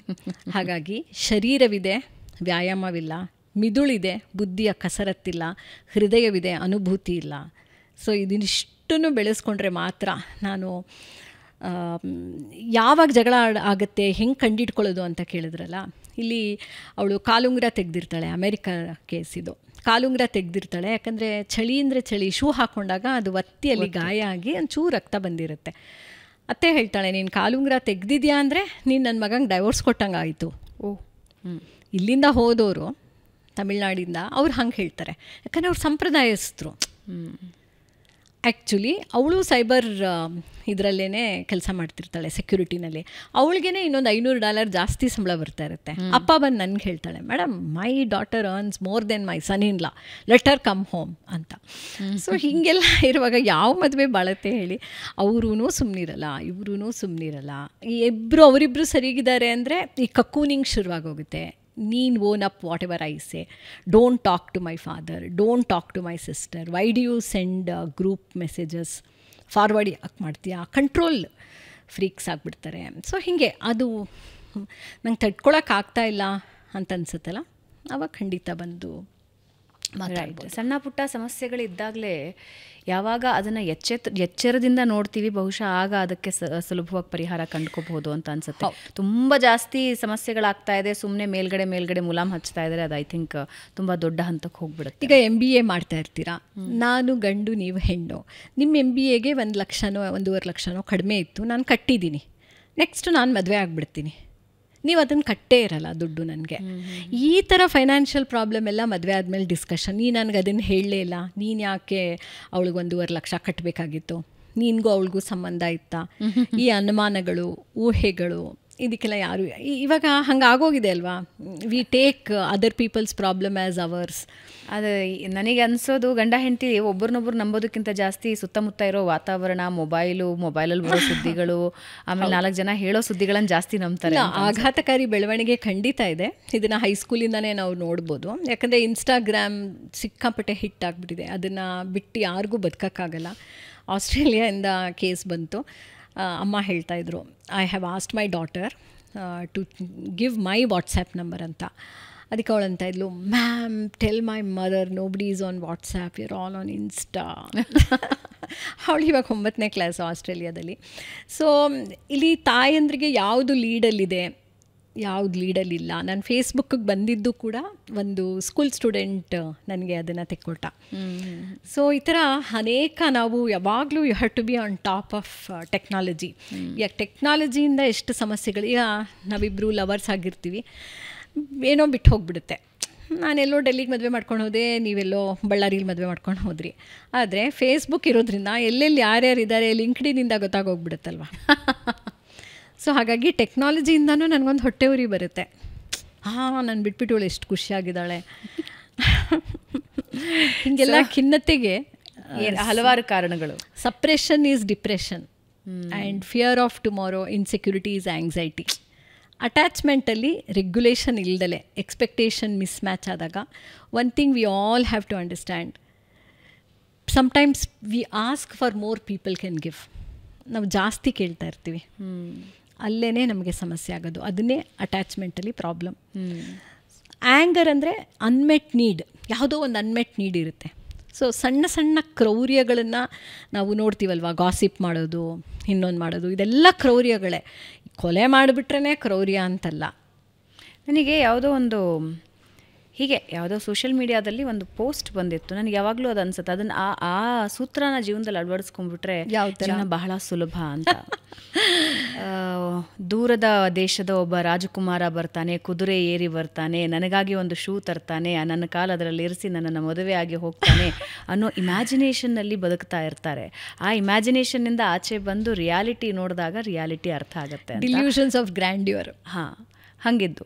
ಆಮೇಲೆ ನನಗನ್ನಿಸೋದು, ಈಗ ಒಬ್ಬ ವ್ಯಕ್ತಿಗೆ ಐಸ್ ಕ್ರೀಮ್ ತಿನ್ನಬೇಕು ಅಂತ ಅನಿಸುತ್ತೆ, ಈಗ ನನಗೆ ಐಸ್ ಕ್ರೀಮ್ ತಿನ್ನಬೇಕು ಅಂತ ಅನಿಸುತ್ತೆ. ಎದುರಿಗಿರೋ ಶುಭ ಅವರು ನನ್ನ ಮನಸ್ಸಿನಲ್ಲಿ ಹುಟ್ಕೊಂಡಿರೋ ಐಸ್ ಕ್ರೀಮಿನ ಆಸೆನ ಅರ್ಥ ಮಾಡಿಕೊಂಡು, ನಾನು ಹೇಳದೇನೆ ಅರ್ಥ ಮಾಡಿಕೊಂಡು ನನ್ನನ್ನು ಐಸ್ ಕ್ರೀಮ್ ಪಾರ್ಲರಿಗೆ ಕರ್ಕೊಂಡು ಹೋಗಿ ಐಸ್ ಕ್ರೀಮನ್ನು ಕೊಡಿಸ್ಬೇಕು ಅನ್ನೋ ನಿರೀಕ್ಷೆ ಇದೆಯಲ್ಲ, ಅದು ಜಾಸ್ತಿ ಇದೆ ಇವತ್ತಿನ ಸಮಾಜದಲ್ಲಿ ಅನ್ನೋದು. ಅದಕ್ಕೆ ಮನೋರೋಗ ಅನ್ನೋದು. ಆಮೇಲೆ ಇನ್ನೊಂದು ತಾಯಿಯಾದ ಎಕ್ಸ್ಪೆಕ್ಟೇಷನ್. ಒಬ್ಬರು ತಾಯಿ ಬಂದು ಹೇಳ್ತಾರೆ, ಏನು ಬೇಡ ಮೇಡಮ್ ಅವ್ನು ಮಾಡೋದು, ಇವಳನ್ನ ಸಾಯಂಕಾಲ ಆಫೀಸಿಂದ ಬಂದು ಒಂದು 6 ಗಂಟೆಗೆ ಒಂದು ರೌಂಡ್ ಕರ್ಕೊಂಡು ಹೋಗ್ಬಿಟ್ಟು ಒಂದು ಪ್ಲೇಟ್ ಪಾನಿಪುರಿ ಕೊಡಿಸ್ಬಿಟ್ರೆ ಅವಳು ಸುಮ್ಮನೆ ಆಗೋಗ್ಬಿಡ್ತಾಳೆ, ಅವಳು ಗಲಾಟೆ ಮಾಡಲ್ಲ ಅಂತ. ಅಂದರೆ ನಾಯಿ ಮರಿನ ಎಲ್ಲೋ ಕರ್ಕೊಂಡೋಗಿ ಏನೋ ಮಾಡಿಸ್ಕೊಂಡು ಬರೋಕ್ಕೆ ಯಾಕೆ ಹಾಗೆಲ್ಲ ಅನ್ಕೊತೀರಾ? ಅವನಿಗೆ ಬೇಗ ಬರೋಕ್ಕಾಗ್ಬೋದು, ಆಗದೇ ಇರ್ಬೋದು, ಹೊಂದ್ಕೊಳ್ಳೋಕೆ ಬಿಡಲ್ಲ. ಇಲ್ಲಿ mental state, mental health, mental stress, mental clarity, ಆಮೇಲೆ ಮೆಂಟಲ್ ಇಲ್ನೆಸ್. ಮೆಂಟಲ್ ಕ್ಲಾರಿಟಿ, ಮಾನಸಿಕ ಸ್ಪಷ್ಟತೆಯ ಕೊರತೆ ಇರೋದ್ರಿಂದ ನಮಗೆ ಮಾನಸಿಕ ಒತ್ತಡ ಆಗುತ್ತೆ. Rightly shed. ಮಾನಸಿಕ ಒತ್ತಡ ಆಗೋದ್ರಿಂದ ನಾವು ಮಾನಸಿಕ ಆರೋಗ್ಯವನ್ನು ಕಳ್ಕೊತೀವಿ. ಅಲ್ಲಿಂದ ಮೂಡ್ ಡಿಸಾರ್ಡರ್ ಬರುತ್ತೆ.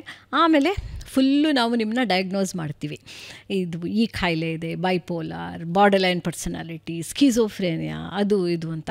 ಆದರೆ ಕ್ರೈಮ್ ಮಾಡೋಕ್ಕೆ ಯಾವ ಮಾನಸಿಕ ರೋಗನೂ ಇರಲ್ಲ ಅಲ್ವಾ? ಅದ್ರ ಜೊತೆಗೆ ಒಂದು ಟ್ಯಾಗ್ಲೈನ್ ಯೂಶಲಿ ಇರುತ್ತೆ, ಎಕ್ಸ್ಪೆಕ್ಟೇಷನ್ಸ್ ಆಲ್ವೇಸ್ ಹರ್ಟ್ಸ್ ಅಂತ. ಹೌದು. ಲವ್ಲಿ. ಆದರೆ ಮಾನಸಿಕವಾಗಿ ನಾವು ನಮ್ಮ ಆರೋಗ್ಯನ ಒಂದು physical health also is very important. ನಾವು ಎಕ್ಸಸೈಸ್, ಅದಕ್ಕೆ ಹೇಳಿದ್ದು ಶರೀರವಿದೆ ವ್ಯಾಯಾಮವಿಲ್ಲ, ನಾವು ಎಕ್ಸಸೈಸ್ ಮಾಡೋದಿಲ್ಲ. ಎರಡನೇದು ಬುದ್ಧಿಗೆ ಕಸರತ್ತಿಲ್ಲ. We are all passive watchers. ನಾವು ಸುಮ್ಮನೆ ವಾಚ್ ಮಾಡ್ಕೊಂಡು ಕೂತಿರ್ತೀವಿ. ಏನು ಪ್ಯಾಸಿವ್, ಇದು ಆ್ಯಕ್ಟಿವ್ ಆಗಿ ಗೇಮ್ ಆಡೋಕ್ಕೂ ಆಡೋರ್ನ ನೋಡೋಕ್ಕೂ ವ್ಯತ್ಯಾಸ ಇದೆ. ಸೊ ಅಖಾಡಕ್ಕೆ ಇಳಿಬೇಕು, ನಾವು ಜೀವನನ ಎಕ್ಸ್ಪ್ಲೋರ್ ಮಾಡಬೇಕು.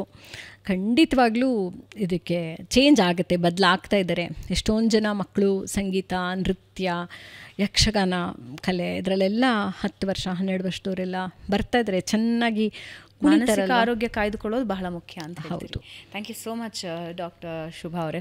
ಅಂದರೆ ಮಾನಸಿಕ ಆರೋಗ್ಯ ಮತ್ತು ದೈಹಿಕ ಆರೋಗ್ಯದಿಂದ ಎಲ್ಲ ಸಮಸ್ಯೆಗಳನ್ನು ನಾವು ನೀಗಿಸ್ಬೋದು ಅನಿಸುತ್ತೆ. ಅದು ಗಂಡ ಹೆಂಡತಿ ನಡುವಿನ ಸಮಸ್ಯೆಗಳು ಕೂಡ ಆರಾಮಾಗಿ ದಿನದಲ್ಲಿ ಒಂದು ಸ್ವಲ್ಪ ಹೊತ್ತು ಉಭಯ ಕುಶಲೋಪರಿ ಕೇಳ್ಕೊಂಡ್ಬಿಟ್ರೆ ಎಲ್ಲವೂ ಸರಿ ಹೋಗುತ್ತೆ ಅಂತ ಅನಿಸುತ್ತೆ. ಖಂಡಿತ.